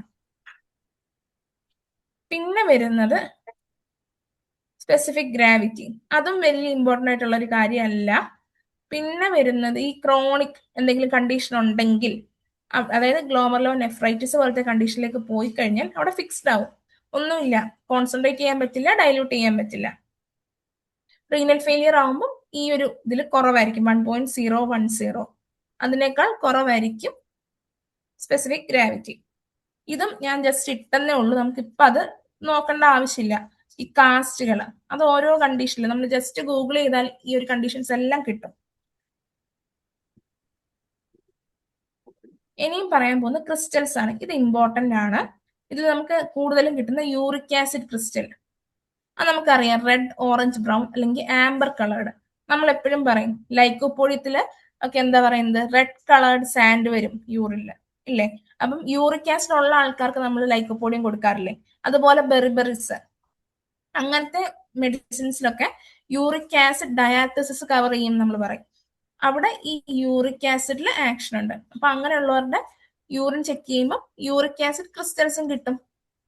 പിന്നെ അതുപോലെ കാൽഷ്യം ഓക്സലേറ്റ്, അതും ആൽക്കലൈൻ യൂറിനിലായിരിക്കില്ല, കുറച്ചുകൂടി ആസിഡിക് അങ്ങനെയുള്ള pH-ലേക്ക് പോകും. പിന്നുള്ളത് സ്ട്രൂവൈറ്റ്, അത് ആൽക്കലൈൻ യൂറിനിലായിരിക്കും കൂടുതലും സ്ട്രൂവൈറ്റ് ക്രിസ്റ്റൽസ്. അപ്പൊ അത് എന്താ അവിടുത്തെ ഗുണം എന്താന്ന് വെച്ചാൽ ക്ലബ്സെല്ല പ്രോട്ടിയസ്, സ്റ്റെഫൈലോകോക്കസ്, സ്ട്രെപ്റ്റോ ഒക്കെ ആണെങ്കിൽ അവിടെ സ്ട്രൂവൈറ്റ് ക്രിസ്റ്റൽസ് ഉണ്ടാക്കാനുള്ള ചാൻസ് ഉണ്ട്. ആ ഒരു ഇൻഫെക്ഷൻ ക്രോണിക് ആയിട്ട് നിൽക്കുന്ന ആൾക്കാരിൽ ഈ ടൈപ്പ് ഓഫ് ക്രിസ്റ്റൽസ് ആയിരിക്കും ഉണ്ടാക്കാൻ ചാൻസ് കൂടുതൽ. അതുപോലെ ബിലിറൂബിൻ യെല്ലോ കളേർഡ് ആണ്. അപ്പൊ അവിടെ നമുക്ക് ഈ പറഞ്ഞ പോലെ ലൈക്കോപോഡിയത്തിനൊക്കെ ആക്ഷൻ ഉണ്ട്. ഇത് വെറുതെ എഴുതി ഇട്ടു എന്ന് മാത്രമേ ഉള്ളൂ, ഇതും ജസ്റ്റ്. പക്ഷെ ഇത് ഇമ്പോർട്ടന്റ് ആണ്. നമ്മുടെ അടുത്തൊരു പേഷ്യന്റ് വന്നു, യൂറിൻ പാസ് ചെയ്യുന്ന തുടക്കത്തിലാണ് ഈ ബ്ലഡ് വരുന്നെങ്കിൽ, RBC വരുന്ന അല്ലെങ്കിൽ ബ്ലഡ് വരുന്നെങ്കിൽ യുറീത്രലായിരിക്കും. ലാസ്റ്റിലേക്കാണെങ്കിൽ വെസൈക്കിൾ, അതായത് ബ്ലാഡറിലായിരിക്കും എന്തോ പ്രശ്നം. ഫുള്ള് വരികയാണെങ്കിൽ എവിടെ വേണമെങ്കിലും ആവാം. റീനൽ, അതായത് കിഡ്നിയിലാവാം, കിഡ്നിക്ക് മുന്നേ ഉള്ള ഭാഗത്താകാം, ബ്ലാഡറിലാവാം. മിക്ചറേഷന്റെ ബിഗിനിങ്ങിലാണെങ്കിൽ യുറീത്രൽ, ലാസ്റ്റിലേക്കാണെങ്കിൽ വെസൈക്കൽ, അതല്ല ത്രൂ ഔട്ട് ഉണ്ടെങ്കിൽ ഈ 3 എണ്ണം ആവാം. ഇനി നമ്മൾ പറയാൻ പോകുന്നത് കുറച്ച് മെഡിസിൻസ്. നമ്മൾ നേരത്തെ ഒരു TBയുടെ കേസ് പറഞ്ഞില്ലേ, അവിടെ ഒരു കേസ് വന്നതാണ്. ആ patient already pots disease diagnose ചെയ്ത പേഷ്യന്റ് ആണ്, പണ്ട് തൊട്ട് ഉണ്ട്, ചെറുപ്പത്തിൽ വന്നാണ് TB. പോട്സ് ഡിസീസ് എന്ന് പറഞ്ഞാൽ എന്താ, സ്പൈനിൽ വരുന്ന TB. പേഷ്യന്റിന് കുറെ നാളായിട്ട് യൂറിൻ പോകുമ്പം ശരിക്ക് പോവില്ല, വല്ലാണ്ട് സ്ട്രെയിൻ ചെയ്യണം എന്നാൽ മാത്രമേ പോവുള്ളൂ. അതുപോലെ സ്റ്റൂളും ഭയങ്കര ഹാർഡാണ്, യൂറിൻ പാസ് ചെയ്യുമ്പോൾ ഒക്കെ ഭയങ്കര പെയിനും ബുദ്ധിമുട്ടും ഒക്കെ ഉണ്ട്. അപ്പം നമുക്ക് അവിടെ സസ്പെക്ട് ചെയ്ത സംഭവം എന്താണെന്ന് വെച്ചാൽ ജെനൈറ്റോ യൂറിനറി TB, അങ്ങനത്തെ ഒരു കണ്ടീഷൻ നമുക്ക് അവിടെ സസ്പെക്ട് ചെയ്യാം. പക്ഷെ പേഷ്യന്റ് വന്നപ്പോൾ അതല്ലായിരുന്നു പ്രസന്റിങ് കംപ്ലൈന്റ്. പേഷ്യന്റിന് ഒരു ഫീവർ പോലത്തെ കണ്ടീഷൻ ഉണ്ടായിരുന്നു. അപ്പൊ ആ ടൈമിൽ ഞാൻ കൊടുത്തത് നക്സ് ആയിരുന്നു. ആ ടൈമിൽ ആ ഫീവറിന് സ്പെസിഫിക് ആയിട്ട് തോന്നുന്നത് നക്സ് ആയിരുന്നു, നക്സോമിക്ക. അത് കൊടുത്തു. അത് കൊടുത്തപ്പം തന്നെ ഓട്ടോമാറ്റിക്കലി ഈ പേഷ്യന്റിന് കുറെ ബുദ്ധിമുട്ട് കുറഞ്ഞു. അത് കഴിഞ്ഞിട്ട് ഈ പേഷ്യന്റിന് ഒരു യൂറിനറി ഇൻഫെക്ഷൻ വന്നു. ആ വന്ന ടൈമില് എന്താ അവിടെ എന്ന് വെച്ചാൽ സിംറ്റംസ് എന്ന് വെച്ചാൽ ഫ്രീക്വൻസി ഉണ്ടായിരുന്നു, അർജൻസി ഉണ്ടായിരുന്നു, പ്രൊഫ്യൂസ് ആയിട്ട് യൂറിൻ പോകുന്നുണ്ട്. പക്ഷെ ഓൾറെഡി നക്സ് കൊടുത്തപ്പം തന്നെ പേഷ്യന്റിന് യൂറിൻ ഇച്ചിരി ബെറ്ററായി, സ്റ്റൂളും കുറച്ച് ബെറ്ററായി, കംപ്ലീറ്റ്ലി ബെറ്റർ ആയില്ല എന്നാൽ റിലീഫായി, ആ ഫീവറും ബെറ്ററായി. പിന്നെ ഈ യൂറിനറി ഇൻഫെക്ഷൻ കയറി വന്നു. അവിടെ 2-3 കാര്യങ്ങളുണ്ട്. ഒരു അക്യൂട്ട് കഴിഞ്ഞു, അതിനുശേഷം വന്നത് എന്താ, ആ പേഷ്യന്റിന് പണ്ടും ഇതുപോലെ യൂറിനറി ഇൻഫെക്ഷൻ വരുമായിരുന്നു, ആ ഇൻഫെക്ഷൻ തിരിച്ചു വന്നു. അതായത് ഫീവർ വന്നു, ഇമ്മ്യൂണിറ്റി വീക്കായി, മുൻപ് ബോഡിയിൽ ഉണ്ടായിരുന്ന ഒരു അസുഖം തിരിച്ചു വന്നു. അത് നമുക്ക് കുറെ കേസിൽ നമുക്ക് അറിയാൻ പറ്റും. ക്രോണിക് ആയിട്ട് യൂറിനറി ഇൻഫെക്ഷൻ, ക്രോണിക് അല്ല റെക്കറന്റ് ആയിട്ട് UTI ഒക്കെ വരുന്ന ആൾക്കാർക്ക് ഫീവറോ അല്ലെങ്കിൽ അക്യൂട്ട് വന്നു കഴിയുമ്പോൾ ഇവർക്ക് ഈ യൂറിനറി ഇൻഫെക്ഷൻ തിരിച്ചു വരും. അല്ലെങ്കിൽ എന്താണോ മുന്നേ ഇതുപോലെ വന്നിട്ടുണ്ടായിരുന്നത് അത് പിന്നെ കാണിക്കും. അപ്പൊ അങ്ങനത്തെ സിംറ്റംസ് കിട്ടി. അവിടെ നമ്മൾ നോക്കിയിട്ട് കൊടുത്തത് പൾസാറ്റിലെയാണ്, ഈക്കോളയായിരുന്നു. അതിനുശേഷം പിന്നെ വന്നത് എന്താന്ന് വെച്ചാൽ യൂറിൻ വളരെ സ്കാൻഡിയേ പോവുള്ളൂ, അതുപോലെ തന്നെ ബാക്ക് പെയിൻ ഉണ്ട്, ലോവർ അബ്ഡോമൻ പെയിൻ ഉണ്ട്. അതായത് ഈ പൾസാറ്റിൽ കൊടുത്തു, ഈ സിംറ്റംസ് ബെറ്ററായി ഒരു 3-4 ദിവസം കഴിഞ്ഞപ്പോഴത്തേക്ക് വീണ്ടും യൂറിന്റെ ബുദ്ധിമുട്ടുകൾ പറഞ്ഞു തുടങ്ങി. അപ്പം ഇടയ്ക്കിടയ്ക്ക് പോകുന്നുണ്ട്, പക്ഷെ കംപ്ലീറ്റ്ലി പോകാൻ പറ്റുന്നില്ല. അതായത് ഒലിഗ്യൂറിയ പോലത്തെ കണ്ടീഷൻ വന്നു, ചെറിയ ഡിസ്ചാർജ് പോലെ ഉണ്ട്. അപ്പൊ അങ്ങനെ ആ ടൈമിൽ വീണ്ടും നക്സ് കൊടുത്തു. അവിടെ എന്താ സംഭവിച്ചത്, ഈ പേഷ്യന്റിന് 2-3 ടൈപ്പ് ഓഫ് ഇൻഫെക്ഷൻസ് ഉണ്ടായിരുന്നു. ഒന്ന് TB ഉണ്ടായിരുന്നു, പ്ലസ് ആ TB ഉള്ളപ്പോ എന്താ പറ്റുന്നത്, കൺസ്ട്രിക്ഷൻസ് വന്നു,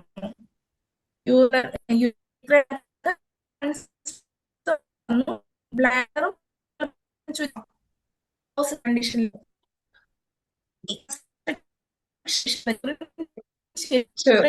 ടെൻഷൻ വരുമ്പോ എന്താ കൂടുതൽ ടെൻഷൻ വരാൻ കുറച്ചുകൂടെ ഒന്ന് രണ്ട് എന്തോ മൂന്ന് ലൈൻ പിറകോട്ടൊന്ന് പറയൂ. കുറച്ച് റേഞ്ച് കേൾക്കാൻ വയ്യാത്ത പ്രശ്നം ഓക്കെ. വന്നു. 2-3 സെന്റൻസ് പുറകോട്ട്. അതായത് ഈ പേഷ്യന്റിന് ഓൾറെഡി ടി ബി ഉണ്ട്, ജനൈറ്റോ യൂറിനറി ടി ബിയുടെ സിംറ്റംസ് കാണിക്കുന്നുണ്ട്. അപ്പൊ എന്താ പറ്റുന്നത്, ഇവിടെ കൺസ്ട്രക്ഷൻസ് പോലെ അല്ലെങ്കിൽ ഇൻഫ്ലമേഷൻ റെക്കറന്റ് വന്നു കഴിയുമ്പോൾ എന്താ കൺസ്ട്രക്ഷൻ ഉണ്ടാവും, അല്ലെങ്കിൽ സ്ട്രക്ചർ പോലത്തെ കണ്ടീഷൻസ് വരും. അപ്പൊ യൂറിൻ ശരിക്കും പോവില്ല, റിറ്റൻഷൻ വരും. റിറ്റൻഷൻ വന്നു കഴിയുമ്പോ എന്താ വീണ്ടും അവിടെ വേറെ ബാക്ടീരിയാസ് ഈ കോളൈ ക്ലബ്സിലെ പോലെയുള്ളത് വളരും. അങ്ങനെ അപ്പം കുറെ ഓർഗാനിസം അവിടെ വളരുന്നുണ്ടാവും. അപ്പൊ ഒരു സിംറ്റം അറ്റ് എ ടൈം ഒരെണ്ണമേ കൂടി കാണിക്കുള്ളൂ. അങ്ങനെയാണ് എപ്പോഴും. അപ്പോ ആദ്യം വന്നത് ഈക്കോളൈ, അത് ബെറ്റർ ആയി കഴിഞ്ഞപ്പോഴത്തേക്ക് പിന്നെ വന്നത് ക്ലബ്സില്ല. അപ്പൊ നമ്മൾ അത് കൊടുത്തു, ബെറ്റർ ആയിപ്പോയി. നെക്സ്റ്റ് നമ്മൾ കൊടുത്തത് ലൈക്കോപോഡിയാണ്, ക്രോണിക് ആയിട്ട് മെഡിസിൻ കൊടുത്ത ലൈക്കോപോഡി. അതോട് ചെന്ന് കഴിഞ്ഞപ്പോഴത്തേക്ക് ആ യുറീത്രയിലെ ബുദ്ധിമുട്ടൊക്കെ നന്നായി കുറഞ്ഞു. അവിടെ എന്താ സംഭവിച്ചെന്ന് വെച്ചാൽ അയാളുടെ ക്രോണിക് ആയിട്ടുള്ള ടി ബി പോലത്തെ കണ്ടീഷനും കൂടി ആക്ഷൻ ഉള്ളതാണ് ലൈക്കോപോഡിയ. അപ്പോ ആ കൺസ്ട്രക്ഷനും ബെറ്ററായി. അപ്പൊ യൂറിൻ പാസ് ചെയ്യുമ്പോൾ സ്ട്രെയിൻ ചെയ്യണ്ട, ബെറ്ററായി. പെയിൻ ബെറ്ററായി, പ്ലസ് സ്റ്റൂളും ബെറ്ററായി, ഉറക്കം ബെറ്ററായി. അപ്പോഴത്തേക്ക് ഒറ്റ ഡോസ് ലൈക്കോപോഡിയും കൊടുത്തിട്ടുണ്ടായിരുന്നുള്ളൂ. അത് കഴിഞ്ഞ് അത് ബെറ്ററായി. ഇതേ സംഭവം തന്നെ കുട്ടികളിൽ വരികയാണെങ്കിൽ എങ്ങനെയാ, ഒരു അക്യൂട്ട് ഫീവർ വന്നതിന് ശേഷം യൂറിനറി ഇൻഫെക്ഷനേക്കാൾ കൂടുതൽ അവിടെ ചാൻസ് വേം ഇൻഫെക്ഷനാണ്. അപ്പൊ അവിടെ കാണിക്കുന്ന എന്താ, ഡ്രൈ കഫ് കാണിക്കും രാത്രിയാകുമ്പോൾ. അതുപോലെ തന്നെ രാത്രിയിൽ പല്ല് കടിക്കുക, അപ്പർ പാർട്ട് ഓഫ് ബോഡിയിൽ പനി, അരയ്ക്ക് മേളിലോട്ട് പനി, അംബിലിക്കസിന് ചുറ്റും പെയിൻ, ഇടയ്ക്കിടയ്ക്ക് ടോയ്ലറ്റിൽ പോകണം, ഫുഡ് കഴിച്ച ഉടനെ ടോയ്ലറ്റിൽ പോകണം, ഇങ്ങനത്തെ സിംറ്റംസ് ഒക്കെ കിട്ടും. അത് കൂടുതൽ മിസെൻട്രിക് ലിംഫാഡിനൈറ്റിസ്, അതിന്റെ വൺ ഓഫ് ദ റീസൺ ആണ് വേം ഇൻഫെസ്റ്റേഷൻ. അപ്പൊ കുട്ടികൾ പനി വന്നതിന് ശേഷം കുത്തി ചുമയാണ് എന്നൊക്കെ പറഞ്ഞ് നമ്മൾ സ്ഥിരം കൊണ്ടുവരുന്ന. അപ്പൊ അങ്ങനെ വരുമ്പോ എന്താ, അവിടെ ഈ പറഞ്ഞ വേമിന് ഒരു മെഡിസിൻ കൊടുത്ത് വേമിന്റെ ബുദ്ധിമുട്ട് കുറയുമ്പോൾ ഓട്ടോമാറ്റിക്കലി ചുമയും കുറയും. അത് വേറൊരു കണ്ടീഷൻ. രണ്ട് രീതിയിൽ വരാം. പിന്നെ അതുപോലെ നമുക്ക് അധികം കിട്ടാത്തൊരു കേസാ യുറാക്കൽ സിസ്റ്റ് എന്ന് പറയും. കേട്ടിട്ടുണ്ടാവും തോന്നുന്നു. അതായത് യുറാക്കൽ സിസ്റ്റ് എന്ന് പറഞ്ഞാൽ വേറെ ഒന്നുമല്ല, നമ്മുടെ ഇൻട്രാ യൂട്രൈൻ ലൈഫിൽ, അതായത് ഗർഭപാത്രത്തിനുള്ളിൽ കിടക്കുന്ന ടൈമിൽ തന്നെ ഈ ഒരു കണക്ഷൻ ഉണ്ടാവും, ബ്ലാഡറും അംബിലിക്കസും പൊക്കിളും തമ്മിലൊരു കണക്ഷൻ. ആ കണക്ഷൻ നോർമലി എന്താ, കുട്ടി കുറച്ചുകൂടെ വലുതായി കഴിയുമ്പോഴത്തേക്ക് അത് നോർമലി ഇല്ലാണ്ടാവേണ്ട ഒരു കണക്ഷനാണ്. പക്ഷെ അത് പെർസിസ്റ്റ് ചെയ്യുന്നു, അത് അങ്ങനെ നിലനിൽക്കുന്നു. അതാണ് യുറാക്കൽ സിസ്റ്റം. അപ്പൊ ഈ കുട്ടി എപ്പോഴും പറയുന്നത് പൊക്കിളിന് ചുറ്റും വേദനയാണ്. അപ്പം നമ്മൾ സ്കാൻ ചെയ്യാൻ വിട്ടു, സ്കാൻ ചെയ്ത് വന്നപ്പോഴാണ് ഇത് കണ്ടത്. പക്ഷെ അവിടുത്തെ രസം എന്താന്ന് വെച്ചാൽ മുൻപ് സ്കാൻ ചെയ്തപ്പോ ഒന്നും ഈ ഒരു സംഭവം കണ്ടിട്ടില്ല. പക്ഷെ ഈ യുറാക്കൽ സിസ്റ്റം എന്ന് പറയുന്നത് ഒരു കൺജനൈറ്റൽ കംപ്ലൈന്റ് ആണ്. അപ്പൊ ഒരിക്കലും വരുന്നതല്ല. അത് ട്രീറ്റ് ചെയ്യാൻ പറ്റുന്നത് എങ്ങനെയാണെന്ന് വെച്ചാൽ എപ്പോഴും കാണിക്കുന്നത് ഒരു യൂറിനറി ഇൻഫെക്ഷൻ വരുമ്പോൾ, ഒരു ഇൻഫെക്ഷൻ വരുമ്പോൾ മാത്രമേ ഈ അംബിലിക്കൽ പെയിൻ കാണിക്കുള്ളൂ. അതർവൈസ് അത് എന്താ അസിംപ്റ്റമാറ്റിക് ആണ്. അപ്പൊ നമ്മൾ ട്രീറ്റ് ചെയ്യാൻ പറ്റുന്ന ഏറ്റവും നല്ലത് പെയിൻ വരുന്ന ടൈമില് അവിടെ യൂറിനറി ഇൻഫെക്ഷൻ ട്രീറ്റ് ചെയ്യുക എന്നുള്ളതാണ്. അതർവൈസ് അതൊരു സർജിക്കൽ കേസാണ്. ഇനി കുറച്ച് സിംറ്റംസ് ഇതിൽ അത്യാവശ്യം വേണ്ടത് മാത്രമേ നമ്മൾ ഹൈലൈറ്റ് ചെയ്തിട്ടുണ്ട്. ജസ്റ്റ് എന്തിനാണെന്ന് വെച്ചാൽ ഈ സിംറ്റത്തിൽ നമുക്ക് ആ ഓർഗാനിസത്തിലേക്ക് എത്താൻ വേണ്ടിയാണ്. അത് frequent call to urinate, frequency ഉണ്ട്. സിറ്റിയും, അതായത് ഇരിക്കുമ്പോഴോ നടക്കുമ്പോഴോ യൂറിൻ ഡ്രിബിൾ ചെയ്യുന്നുണ്ട്. പിന്നെ സ്ട്രാങ്കുറി എന്ന് പറഞ്ഞാൽ എന്താ, വളരെ കുറച്ച് മാത്രം പോകുന്നു. ടെനസ്മസ് ഇടയ്ക്ക് പോണം തോന്നുന്ന ഒരു കണ്ടീഷൻ. പിന്നെ വരുന്നത് പ്രസ്സിങ്, അർജിങ്, പിന്നെ അർജിങ്, ഇൻഎഫക്ച്വൽ അർജിങ് ഉണ്ട്. ഇതിൽ കണ്ടോ, urging to pass urine is only felt when he lies on his back. അതായത് മലന്ന് കിടക്കുമ്പോൾ മാത്രമേ യൂറിൻ പാസ് ചെയ്യണം തോന്നുന്നുള്ളൂ, ചരിഞ്ഞ് കിടക്കുമ്പോ ഇല്ല. അതെന്താ സംഭവം എന്ന് വെച്ചാൽ മലന്ന് കിടക്കുമ്പോൾ ബ്ലാഡറിന്റെ പ്രഷർ താഴേക്ക് വരും. അപ്പം ഓൾറെഡി ഇൻഫ്ലെയിംഡും കൂടെ ആണ്. ആ ടൈമിൽ ഒരു അർജിങ് ഫീൽ ചെയ്യും. ചരിഞ്ഞ് കിടക്കുമ്പോൾ ആ ഒരു ഗ്രാവിറ്റി കൊണ്ട് അത്രയും പ്രശ്നം വരുന്നില്ല. മലന്ന് കിടക്കുമ്പോൾ കുറെ കൂടി പ്രഷർ വരുന്നുണ്ട്. ഇത് കോപ്പിയസ് ഫ്ലോ ഓഫ് യൂറിൻ എന്ന് പറയുന്നത് കുറച്ചുകൂടി ക്യൂറേറ്റീവ് ആക്ഷൻ ആണ്. ഈ സിംറ്റംസ് എല്ലാം മെറ്റീരിയ മെഡിക്ക പ്യൂറയിലെ സിംറ്റംസ് ആണ്. പിന്നുള്ളത് ചുമക്കോ ഫ്ലാറ്റസ് പാസ് ചെയ്യുന്ന ടൈമിൽ യൂറിൻ പോകും. അതെന്താ? സ്ട്രെസ് ഇൻകോണ്ടിനൻസ് ആണ്. ഇത് ഈ ഒരു സിംറ്റം നോക്കിയ വയലറ്റ് റെഡ് സെഡിമെന്റ്, അതാണ് നമ്മൾ നേരത്തെ പർപ്പിൾ യൂറിൻ ബാഗ് സിൻഡ്രോം. അത് യൂറിനറി കത്തീറ്റർ ഉള്ള ആൾക്കാർക്ക് ഒരു പർപ്പിൾ കളറിൽ വരുന്നുണ്ട്. അതേപോലെ തന്നെ സ്യൂഡോമോണാസ്, ആ ഇൻഫെക്ഷൻ വരുമ്പോഴും ഒരു പർപ്പിൾ അല്ലെങ്കിൽ വയലറ്റ് റെഡ് കളർ വരും. അപ്പൊ ഇവിടെ കൂടുതലും എന്താ, നമുക്ക് അർജൻസി ഫ്രീക്വൻസി എന്നുള്ള സിംറ്റം ആണ് കിട്ടിയത്. അത് കൂടുതലും ഈക്കോളയിലാണ്. പിന്നെ അതുപോലെ ഗൊണോറിയയിലും ആക്ഷൻ ഉണ്ട്. സ്കാൽഡിങ് എന്ന് പറഞ്ഞാൽ എന്താ, ഒരു പുകച്ചില്. നമുക്കിപ്പം തിളച്ച വെള്ളമൊക്കെ കയ്യിൽ വീഴുമ്പോൾ ഒരു പുകച്ചിലില്ലേ, അല്ലെങ്കിൽ ചൂട് ആവി തട്ടുമ്പോ വെള്ളം കൂടുതൽ പോലത്തെ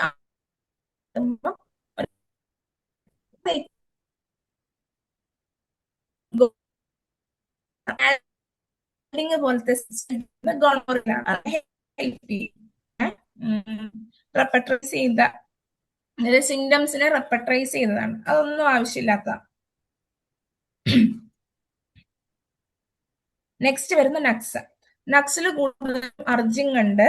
അതുപോലെ തന്നെ യൂറിൻ കണ്ടോ, കോപ്പിയസ് ഡിസ്ചാർജ് ഓഫ് യൂറിൻ, അത് ക്യൂറേറ്റീവ് സിംറ്റം ആണ്. അതായത് പേഷ്യന്റിന് മുൻപുണ്ടെന്ന് എന്താ, ഓപ്പോസിറ്റ് കണ്ടീഷനാണ്. അതായത് വളരെ സ്കാൻഡിയെ പോളൂ. സ്കാൻഡി ആർക്കാ വരുന്നത്? ക്ലബ്സെല്ലയില്. പിന്നെ വളരെ പെയിൽ യൂറിൻ, ലാസ്റ്റ് പോർഷനിൽ കണ്ടോ തിക് വൈറ്റിഷ് മാറ്റർ ലൈക്ക് പസ്, അതിന് ഒരു ബേണിംഗ് പെയിൻ ഉണ്ട്. ഈ വൈറ്റിഷ് ഡിസ്ചാർജ് വരുന്ന ആർക്കാ? ക്ലബ്സെല്ലയ്ക്ക്. അതുപോലെ കണ്ടോ ബ്ലാഡറിൽ നിന്ന് വെരി വിസിഡ് മ്യൂക്കസ് വിത്തൗട്ട് പെയിൻ, അതും വൈൽ യൂറിനേറ്റിംഗ് ആണ്. അതും ഇമ്പോർട്ടന്റ് ആണ്. പിന്നുള്ളത് burning tearing pain in neck of bladder, അത് ഈ നക്സിന്റെ ഒരു പ്രത്യേകതയാണ്. ഇതിലെല്ലാത്തിലും നോക്കിയാൽ കാണാം. വൈൽ യൂറിനേറ്റിംഗ്, ആ സിംറ്റം ഇമ്പോർട്ടന്റ് ആണ്. While urinating.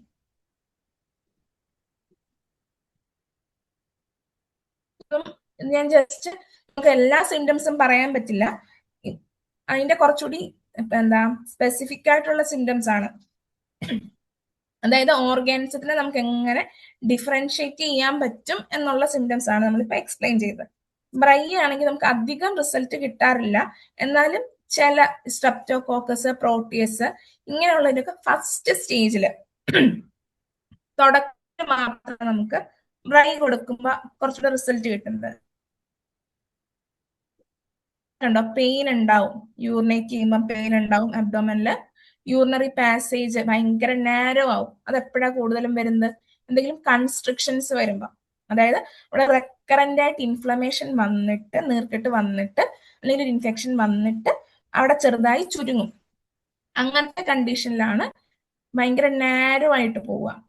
പിന്നെ ഇമ്പോർട്ടന്റ് ആയിട്ടുള്ള ഒരു കാര്യമാണ്, രണ്ട് കണ്ടീഷനിലും പ്രോസ്റ്റേറ്റിന്റെ പ്രശ്നമുള്ളപ്പോ, അല്ലെങ്കിൽ ചില ആൾക്കാർക്ക് ഫൈബ്രോയിഡ്, യൂട്രസിന് പുറത്ത് വരുന്ന ഫൈബ്രോയിഡ്, അതുപോലെ തന്നെ സ്ട്രിക്ചർ അല്ലെങ്കിൽ കൺസ്ട്രക്ഷൻസ് വരുന്ന ടൈമില്. അപ്പൊ അത് നമുക്ക് എങ്ങനെ ഡിഫറൻഷിയേറ്റ് ചെയ്യാൻ പറ്റും എന്നുള്ളതാണ് ക്ലിനിക്കലി. പ്രോസ്റ്റേറ്റ് ആണെങ്കിൽ നമ്മൾ യൂറിൻ പോവില്ല, യൂറിൻ പോവും. അതാണ് അതിന്റെ ഒരു പ്രത്യേകത. ഡിഫറൻഷിയേറ്റ് ചെയ്യാൻ പറ്റുന്നത്, അതായത് യൂറിൻ പോകുന്നത് ഭയങ്കര തിന്നായിട്ടാണ് പോകുന്നത്, ബുദ്ധിമുട്ടുണ്ട്.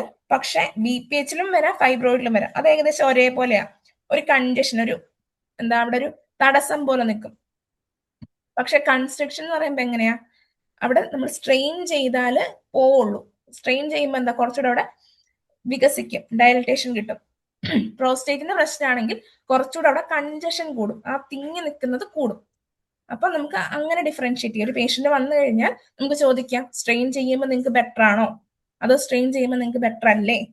അത് നമുക്ക് ഡിഫറൻഷിയേറ്റ്, അതായത് ആ മൊഡാലിറ്റിയുടെ ഇമ്പോർട്ടൻസ്. നമ്മൾ നേരത്തെ പറഞ്ഞില്ല, കിടക്കുമ്പം യൂറിൻ പോവും, അല്ല യൂറിൻ പോകാൻ ടെൻഡൻസി തോന്നും, ചരിഞ്ഞ് കിടക്കുമ്പോ ഇല്ല.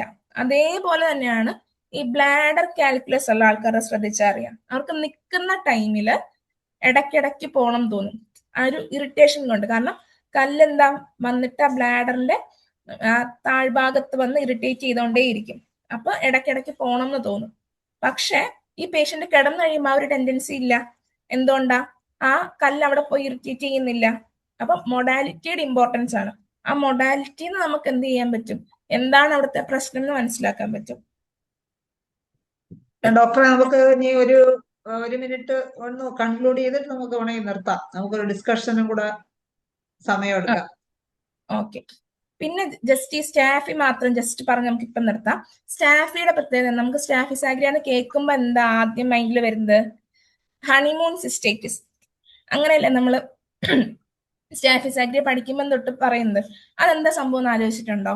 എപ്പോഴും ഹണിമൂൺ സിസ്റ്റൈറ്റിസ് വരിക എന്ന് പറഞ്ഞാൽ എന്താ? ഒരു STD ആയിരിക്കും. മോസ്റ്റ് കോമൺലി അവിടെ ഒരു STD, അതായത് സെക്ഷുവലി ട്രാൻസ്മിറ്റഡ് ഡിസീസ് ആയിരിക്കും.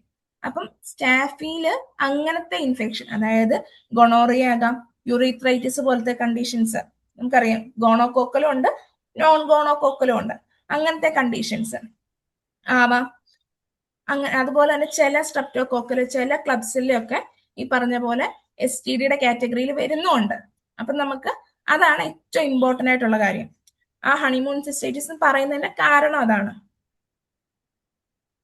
പിന്നെ ഈ സ്റ്റാഫിയിൽ കൂടുതലും പറയുന്നത് വെൻ നോട്ട് യൂറിനേറ്റിംഗ്, അതായത് യൂറിൻ പാസ് ചെയ്യാണ്ടിരിക്കുന്ന ടൈമിലാണ് കൂടുതലും ബുദ്ധിമുട്ടുകൾ. അതുപോലെ അവിടെ ഫംഗൽ ഇൻഫെക്ഷനുകൾ കവർ ചെയ്യും, ഇച്ചിങ് പോലത്തെ സിംറ്റംസ്.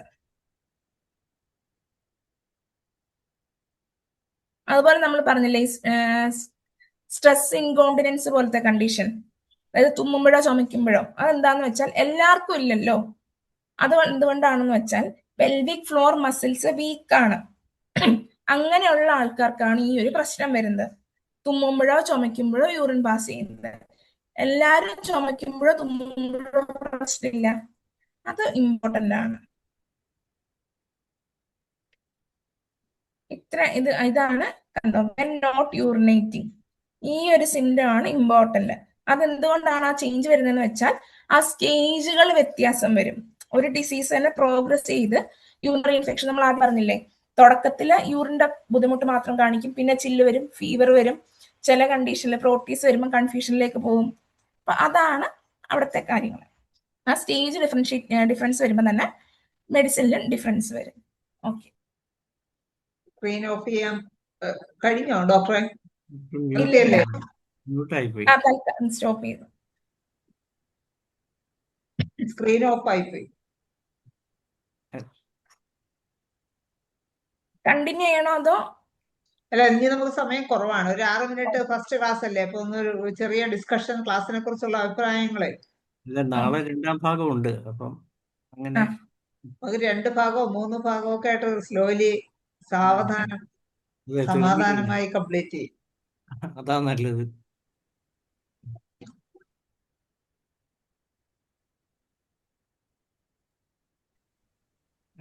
ഞാൻ സ്ക്രീൻ ഷെയറിംഗ് നിർത്തട്ടെ. ഇപ്പം സ്റ്റാഫി സാഗ്രിയ വരെ നമ്മൾ പറഞ്ഞു.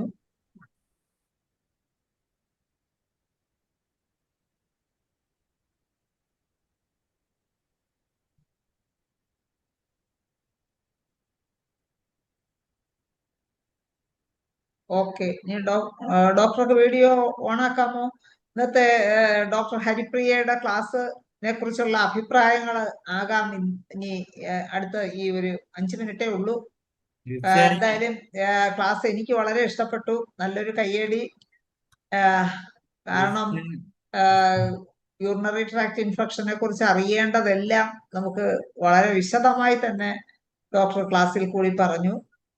വളരെ നല്ല ഒരു ക്ലാസ്, നല്ലൊരു അറ്റംപ്റ്റ്. അപ്പൊ ഇനി മറ്റ് ഡോക്ടേഴ്സിന്റെ അഭിപ്രായം കൂടെ അറിയാം, അഭിപ്രായങ്ങൾ അറിയാം. ഒന്ന് ഹാൻഡ് റൈസ് ചെയ്യണേ. തീർച്ചയായും വളരെ നല്ല ക്ലാസ് ആയിരുന്നു. കാരണം ഇതൊരിക്കലും ഒരു ബിഗിനർ ആണെന്നൊന്നും നമുക്ക് തോന്നുന്നില്ല. കാരണം ബിഗിനർ അല്ല താനും. കാരണം അശോക് കുമാർ ഡോക്ടർ വളരെ നല്ല അഭിപ്രായം നേരത്തെ തന്നെ നമ്മളോട് പറഞ്ഞിരുന്നു. ഡോക്ടർ ഇങ്ങനെ ഉണ്ടെന്ന്, നമുക്ക് സൗകര്യം പോലെ സെഷൻ വെക്കണമെന്നൊക്കെ പറഞ്ഞിരുന്നു. പക്ഷേ ഇടയ്ക്ക് ഞാനൊന്ന് വിട്ടുപോയിരുന്നു. അതിന് ശേഷമാണ് സാർ 2ാമത് പറഞ്ഞപ്പോഴാണ് വീണ്ടും ശ്രദ്ധയിൽപ്പെടുകയും ഡോക്ടറെ അപ്പം തന്നെ നമ്മൾ ബുക്ക് ചെയ്യുകയും ചെയ്തത്. എന്തായാലും വൈകിയെങ്കിലും ഈ വേളയിലെങ്കിലും നമ്മളൊപ്പം എത്തി. ഇനിയും ഇതുപോലുള്ള നല്ല സെഷനുകൾ ഉണ്ടാകണം. നാളെയും ഇതിൻ്റെ രണ്ടാം ഭാഗം ഉണ്ടാകും. അപ്പോൾ ഇന്നിപ്പോൾ നല്ല ആൾക്കൂട്ടം ഉണ്ടായിരുന്നു. അത് തുടരുക തന്നെ വേണം. അഭിനന്ദനങ്ങൾ. ഓക്കെ ഓമൻ ധനേഷ് ഡോക്ടറെ. ഓമൻ ഡോക്ടറും പ്രത്യേക ഒരു അഭിനന്ദനം പറയുകയാണ്. സാറുണ്ട് ഇവിടെ, സാറിനെ കൂടി ഒന്ന് വിളിക്കാമായിരുന്നു. ഓക്കെ, അത് ഒന്ന് രണ്ട് പേര് നമുക്ക് ഒരു 5 മിനിറ്റോട് അധികം ആയാലും തീർച്ചയായിട്ടും നമുക്ക് വിളിക്കാം. രണ്ടുപേര് ഹാൻഡ് റൈസ് ചെയ്തിട്ടുണ്ട്. അവര് അത് പോയതിനു ശേഷം പ്രസവൻ ഡോക്ടറിലേക്ക് വരാം. ഡോക്ടർ CK ആരാണെന്ന് സംസാരിക്കാമോ? വീഡിയോ ഓൺ ചെയ്ത് സംസാരിക്കാം. ആരാണ് ഡോക്ടർ CK? Hello doctor. ആ പറയൂ, വീഡിയോ ഓൺ ആക്കാം. ഒരു ഡൗട്ടാണ്. ആ അത് നമ്മള് ഇപ്പം പ്രായ സ്ത്രീകളിൽ കൂടുതലായിട്ട് കാണുന്നുണ്ടല്ലോ ഈ യൂറിനറി ട്രാക്ക് ഇൻഫെക്ഷന്. അപ്പൊ അവരിൽ എത്ര മരുന്ന് കൊടുത്താലും അത് മാറാൻ കുറച്ച് പ്രയാസമാണല്ലോ. അത് എന്തുകൊണ്ടാവാം? നേരത്തെ പറഞ്ഞ റീസൺ തന്നെയാണോ? നമ്മുടെ അവിടെ 2-3 കാര്യങ്ങളുണ്ട്. അതായത് ഈ പോസ്റ്റ് മെനോപോസിൽ എത്തിയ ആൾക്കാർക്കായിരിക്കും ഡോക്ടർ പറഞ്ഞത് കൂടുതലും. അതെ, അവർക്ക് എന്താണെന്ന് വെച്ചാൽ 2 രീതിയിൽ തിങ്ക് ചെയ്യണം. ഒന്നെന്ന് പറഞ്ഞാൽ പെട്ടെന്ന് മെനോപോസ് ആയവരാവാം, ഏർലി മെനോപോസ് ആയവരാവാം. അപ്പൊ അവർക്ക് റെക്കർ ചെയ്ത് വരുന്നു എന്നുണ്ടെങ്കിൽ അവിടെ എന്തോ ഒരു ഹോർമോണൽ പ്രശ്നം നിൽക്കുന്നുണ്ട്. ചിലപ്പം FSH കൂടുതലായിരിക്കും, അതായത് മെനോപോസിൽ എത്തി, പക്ഷെ അവർക്ക് ഈസ്ട്രഡൈൻ കുറഞ്ഞിട്ടുണ്ടാവില്ല.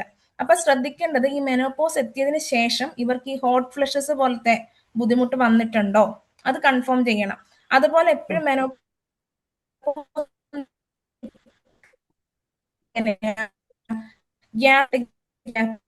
ആദ്യം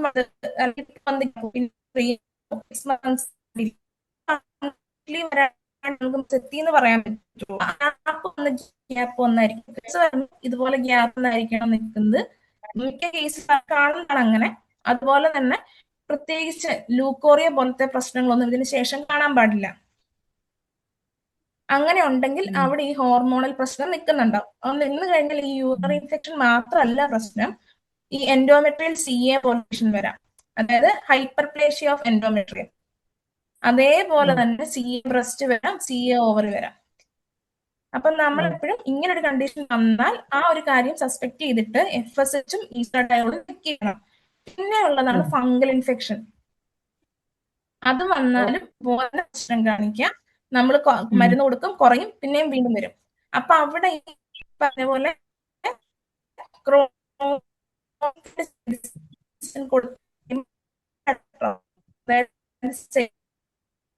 ബ്രേക്ക് ആവുന്നുണ്ട്. ഇടയ്ക്ക് മുറിഞ്ഞു പോകണ്ട് ഡോക്ടറെ. അത് ബ്രേക്ക് കുഴപ്പമില്ല. ആവുന്നുണ്ട്. ഇനി നമുക്ക് അടുത്ത ആളിലേക്ക് പോകാൻ നമുക്ക് സമയം കുറവുണ്ട്. ഡോക്ടർ ഷീല ഡോക്ടർ അൺമ്യൂട്ട് ചെയ്ത് സംസാരിക്കാമോ? സംസാരിക്കാം. Thank you madam. Doctor Haripriya, വളരെ നല്ല പ്രസന്റേഷൻ ആയിരുന്നു. എനിക്ക് പിന്നെ അതിനകത്ത് ഒരു സംശയമുള്ളത്, ഇപ്പം ഡോക്ടർ ഓരോ സ്പെസിഫിക് ആയിട്ടുള്ള പത്തോജൻസിനെ കുറിച്ച് പറഞ്ഞല്ലോ, ക്ലബ്സില്ല, പ്രോട്ടിയസ് അങ്ങനെയൊക്കെ പറഞ്ഞല്ലോ. അപ്പം അങ്ങനെ എന്തെങ്കിലും പത്തോജൻസിന്റെ വെച്ചിട്ട് ഏതെങ്കിലും സ്പെസിഫിക് മെഡിസിൻസ് സാധാരണ കൊടുക്കാറുണ്ടോ? കേട്ടോ ഞാൻ ചോദിച്ചത്? ഡോക്ടറുടെ സൗണ്ട് വരാത്തതാണെന്ന് എനിക്ക് തോന്നുന്നു. നെറ്റ് ഉണ്ട്, റേഞ്ച് കുറവാണ്. കേൾക്കാമോ? കേട്ടോ. ഇവിടെ കുറച്ച് മഴയുണ്ട്, അതുകൊണ്ടായിരിക്കും. ഷീല ഡോക്ടർ പറഞ്ഞു കേൾക്കാമോ? അതെന്താ? ഞാൻ കേട്ടു. അപ്പൊ അതെന്താണെന്ന് വെച്ചാൽ ഈ കോളയാണെങ്കിൽ നമുക്ക് സിംറ്റംസ് നമ്മൾ പൾസാറ്റിലയുടെ ഒക്കെ കുറച്ചുകൂടി പറഞ്ഞ frequency, profuse urination, lower leg, ബാക്കിൽ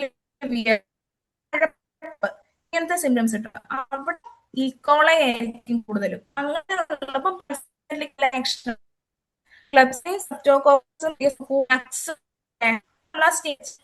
കൊടുക്കുമ്പോൾ ആവാറുണ്ട്.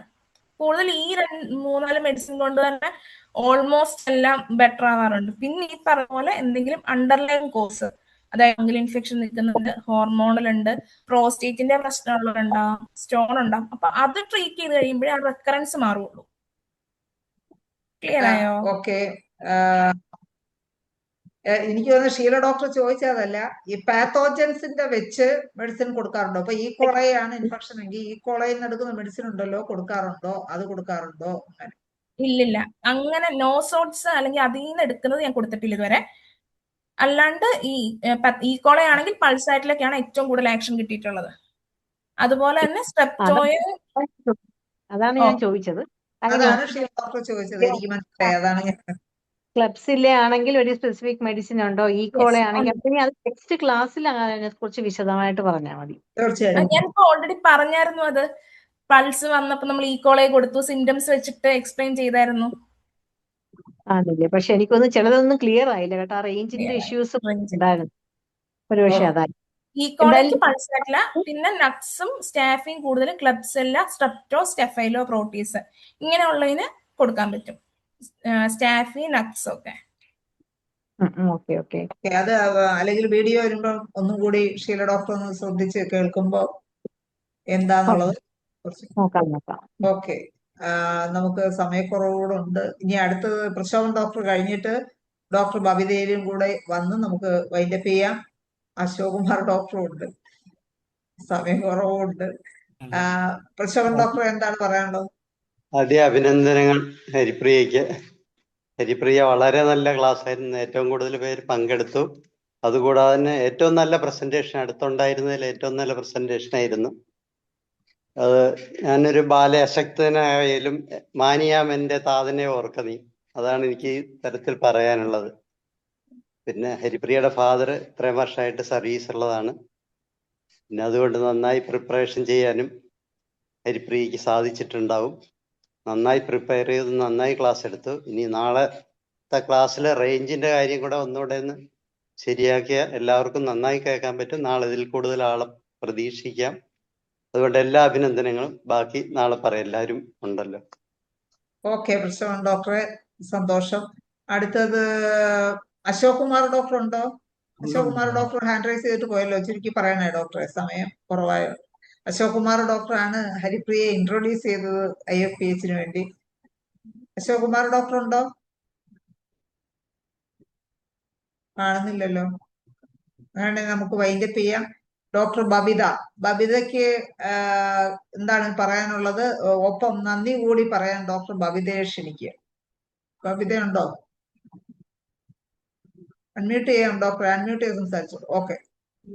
ഡോക്ടറെ നമസ്കാരം. ക്ലാസ് വളരെ നല്ലതായിരുന്നു. എനിക്കൊരു ഡൗട്ടാണ് ഫസ്റ്റ് ചോദിക്കാനുള്ളത്. അതായത് ഡോക്ടർ ക്ലബ്സിൽ അല്ല പ്രോട്ടീസിന്റെ കേസിൽ ഒരു കൺഫ്യൂഷൻ പറഞ്ഞിരുന്നില്ലേ? കൺഫ്യൂഷൻ ഉണ്ടാവും എന്ന് പറഞ്ഞിരുന്നില്ലേ? അത് എന്താണെന്ന് ജസ്റ്റ് ഒരു എക്സാമ്പിൾ ആയിട്ടോ അങ്ങനെ എന്തെങ്കിലും ഒന്ന് എക്സ്പ്ലെയിൻ ചെയ്യാമോ? എന്താണ് ഉദ്ദേശിക്കുന്നത് കൺഫ്യൂഷൻ കൊണ്ട്? അതായത് ഇപ്പൊ അവര് പറയുന്നത് ചിലപ്പോ എന്താണെന്ന് ഓർമ്മ ഉണ്ടാവില്ല, അല്ലെങ്കിൽ ചിലപ്പം ചെയ്യുന്ന കാര്യം അവർ ഉദ്ദേശിക്കുന്നതായിരിക്കില്ല ചെയ്യാൻ പറ്റുക. ഇപ്പൊ ഫോർ എക്സാമ്പിൾ അവരിപ്പം ഫോണിൽ എന്തെങ്കിലും ചെയ്യാണ്, ഒരാൾക്കാണ് മെസ്സേജ് അയക്കാൻ ഉദ്ദേശിക്കുന്നതെങ്കിൽ ചിലപ്പോൾ അത് മാറിപ്പോവാം. ഓക്കെ. അപ്പൊ അങ്ങനെ ചെയ്യുന്ന കാര്യം എന്താണെന്ന് ചിലപ്പോൾ ഓർമ്മ കിട്ടാണ്ട് ചെയ്യാൻ ഉദ്ദേശിച്ചതായിരിക്കില്ല ചെയ്യാം. അങ്ങനെ ചേഞ്ച് വരാം. പക്ഷെ അതൊക്കെ കുറച്ചുകൂടി ഡിസീസ് നന്നായി പ്രോഗ്രസ് ചെയ്തതിന് ശേഷമാണ്. തുടക്കത്തിലേ കൺഫ്യൂഷൻ കിട്ടില്ല, കുറച്ചുകൂടി കഴിയുമ്പോഴായിരിക്കും, 1-2 ദിവസം കഴിയുമ്പോഴായിരിക്കും. ഓക്കെ. അപ്പൊ അങ്ങനത്തെ ഒരു സിംറ്റം നമ്മളത് കുറച്ചും കൂടെ പ്രോഗ്രസ് നമ്മളത് ചോദിക്കേണ്ടി വരുമോ, അങ്ങനെ ഒരു സിംറ്റം ഉണ്ടോ എന്നുള്ളത്? അധികം ബ്ലഡ് നമുക്ക് നന്നായി ഒബ്സർവ് ചെയ്താൽ മാത്രമേ അങ്ങനത്തെ സിംറ്റംസ് നമുക്ക് കിട്ടുള്ളൂ. സോഡിയം കുറഞ്ഞായിട്ട് വിചാരിക്കും. അതെ അതെ, അങ്ങനത്തെ ഒരു ഇത് വരുമല്ലോ നമുക്ക്, പ്രത്യേകിച്ച് ബെഡ് പേഷ്യൻസ് ഒക്കെ ആകുമ്പോ നമുക്ക് അങ്ങനെ ഒരു ഇത് തോന്നാലോ. അതെ. അല്ലെ, യൂറിനറി ഇൻഫെക്ഷൻ ഹിസ്റ്ററി ഉണ്ടോ എന്ന് ചോദിക്കാലോ. ഹിസ്റ്ററി നമുക്ക് ടെസ്റ്റ് ചെയ്തൊക്കെ നോക്കാലോ.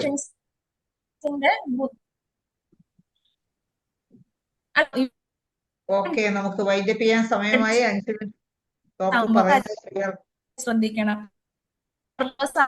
ആണെങ്കിൽ ക്ലിയർ ആവുന്നില്ല, റേഞ്ച് പ്രശ്നമുണ്ട്. ഇന്നത്തെ ഈ പ്രോഗ്രാമിന് വളരെ നല്ലൊരു ക്ലാസ് എടുത്ത ഡോക്ടർ ഹരിപ്രിയയ്ക്ക് നന്ദി പറയുന്നതിന് വേണ്ടി ഡോക്ടർ ബബിതയെ തന്നെ ക്ഷണിക്കും. ഓക്കെ. എന്തായാലും doctor class first of all വളരെ നല്ല ഇൻഫോർമേറ്റീവ് ആയിട്ടൊരു ക്ലാസ് ആയിരുന്നു. അപ്പോൾ നമുക്ക് വേണ്ടിയിട്ട് ഇത്രയും പേർക്ക് വേണ്ടിയിട്ട് ഡോക്ടറുടെ വിലപ്പെട്ട സമയം നമുക്ക് വേണ്ടി തന്നതിന് ആന്റണി നന്ദി പറയുന്നു. അതോടൊപ്പം തന്നെ ഹരിപ്രിയനെ IFPHന്റെ ക്ലാസ്സിലേക്ക് ഇൻട്രൊഡ്യൂസ് ചെയ്ത അശോക് സാറിനും ഒരു സ്പെഷ്യൽ താങ്ക്സ്. ഓക്കെ, സോമൻ ഡോക്ടറെ വിളിക്കാൻ വിട്ടുപോയി. ഡോക്ടർ സോമൻ ഒന്ന് സംസാരിക്കാമോ? വീഡിയോ ഓണാക്കി ജസ്റ്റ് ഒന്ന് സംസാരിക്കാമോ? മകളുടെ ക്ലാസ് കേൾക്കാൻ വേണ്ടി ഇന്ന് കയറിയിട്ടുണ്ടായിരുന്നല്ലോ. എന്താണ് ക്ലാസ്സിനെ കുറിച്ച്? അൺമ്യൂട്ട് ചെയ്യാമോ ഡോക്ടറെ? സോമൻ ഡോക്ടറെ അൺമ്യൂട്ട് ചെയ്ത് സംസാരിക്കാമോ? വരുന്നില്ലല്ലോ. അൺമ്യൂട്ട് ചെയ്യാമോ? ആ, സംസാരിച്ചോളൂ. ഏതായാലും ക്ലാസ് എടുക്കാൻ പറ്റിയതിൽ ഒരു സന്തോഷമുണ്ട്. എനിവേ IFPHന് എല്ലാ അഭിനന്ദനങ്ങളും നന്ദിയും രേഖപ്പെടുത്തുന്നു. ഏതായാലും എത്ര പാർട്ടിസിപ്പൻസ് ഉണ്ടായിരുന്നല്ലോ, അത് തന്നെ ഒരു നല്ല കാര്യം. ഓക്കെ, ഇത്രയും സമയം ലേറ്റ് ആയില്ലേ? ഓക്കെ, വൈൻഡപ്പ് ചെയ്തോളൂ. ഓക്കെ ഓക്കെ ഓക്കെ സോമൻ ഡോക്ടറെ, അപ്പം വളരെ സന്തോഷം. ഹരിപ്രിയയെ കാണുന്നില്ലല്ലോ. ഇപ്പൊ ഒത്തിരി പാർട്ടിസിപ്പൻസ് ഉണ്ടായിരുന്നു. നല്ല ഒരു ക്ലാസ് ആയിരുന്നു. അപ്പോൾ ഇത്രയും നല്ലൊരു ക്ലാസ് എടുത്ത ഡോക്ടർ ഹരിപ്രിയയ്ക്ക് എല്ലാവിധ ആശംസകളും നേർന്നുകൊണ്ട് നിർത്തുന്നു. ഇന്നത്തെ മലയാള സെഷൻ ഇവിടെ വൈൻഡപ്പ് ചെയ്യാണ്. നാളെ ഇതേ സമയം കാണുമ്പോഴേക്കും എല്ലാവർക്കും ശുഭരാത്രി നേർന്നുകൊണ്ട് നിർത്തുന്നു. നമസ്കാരം.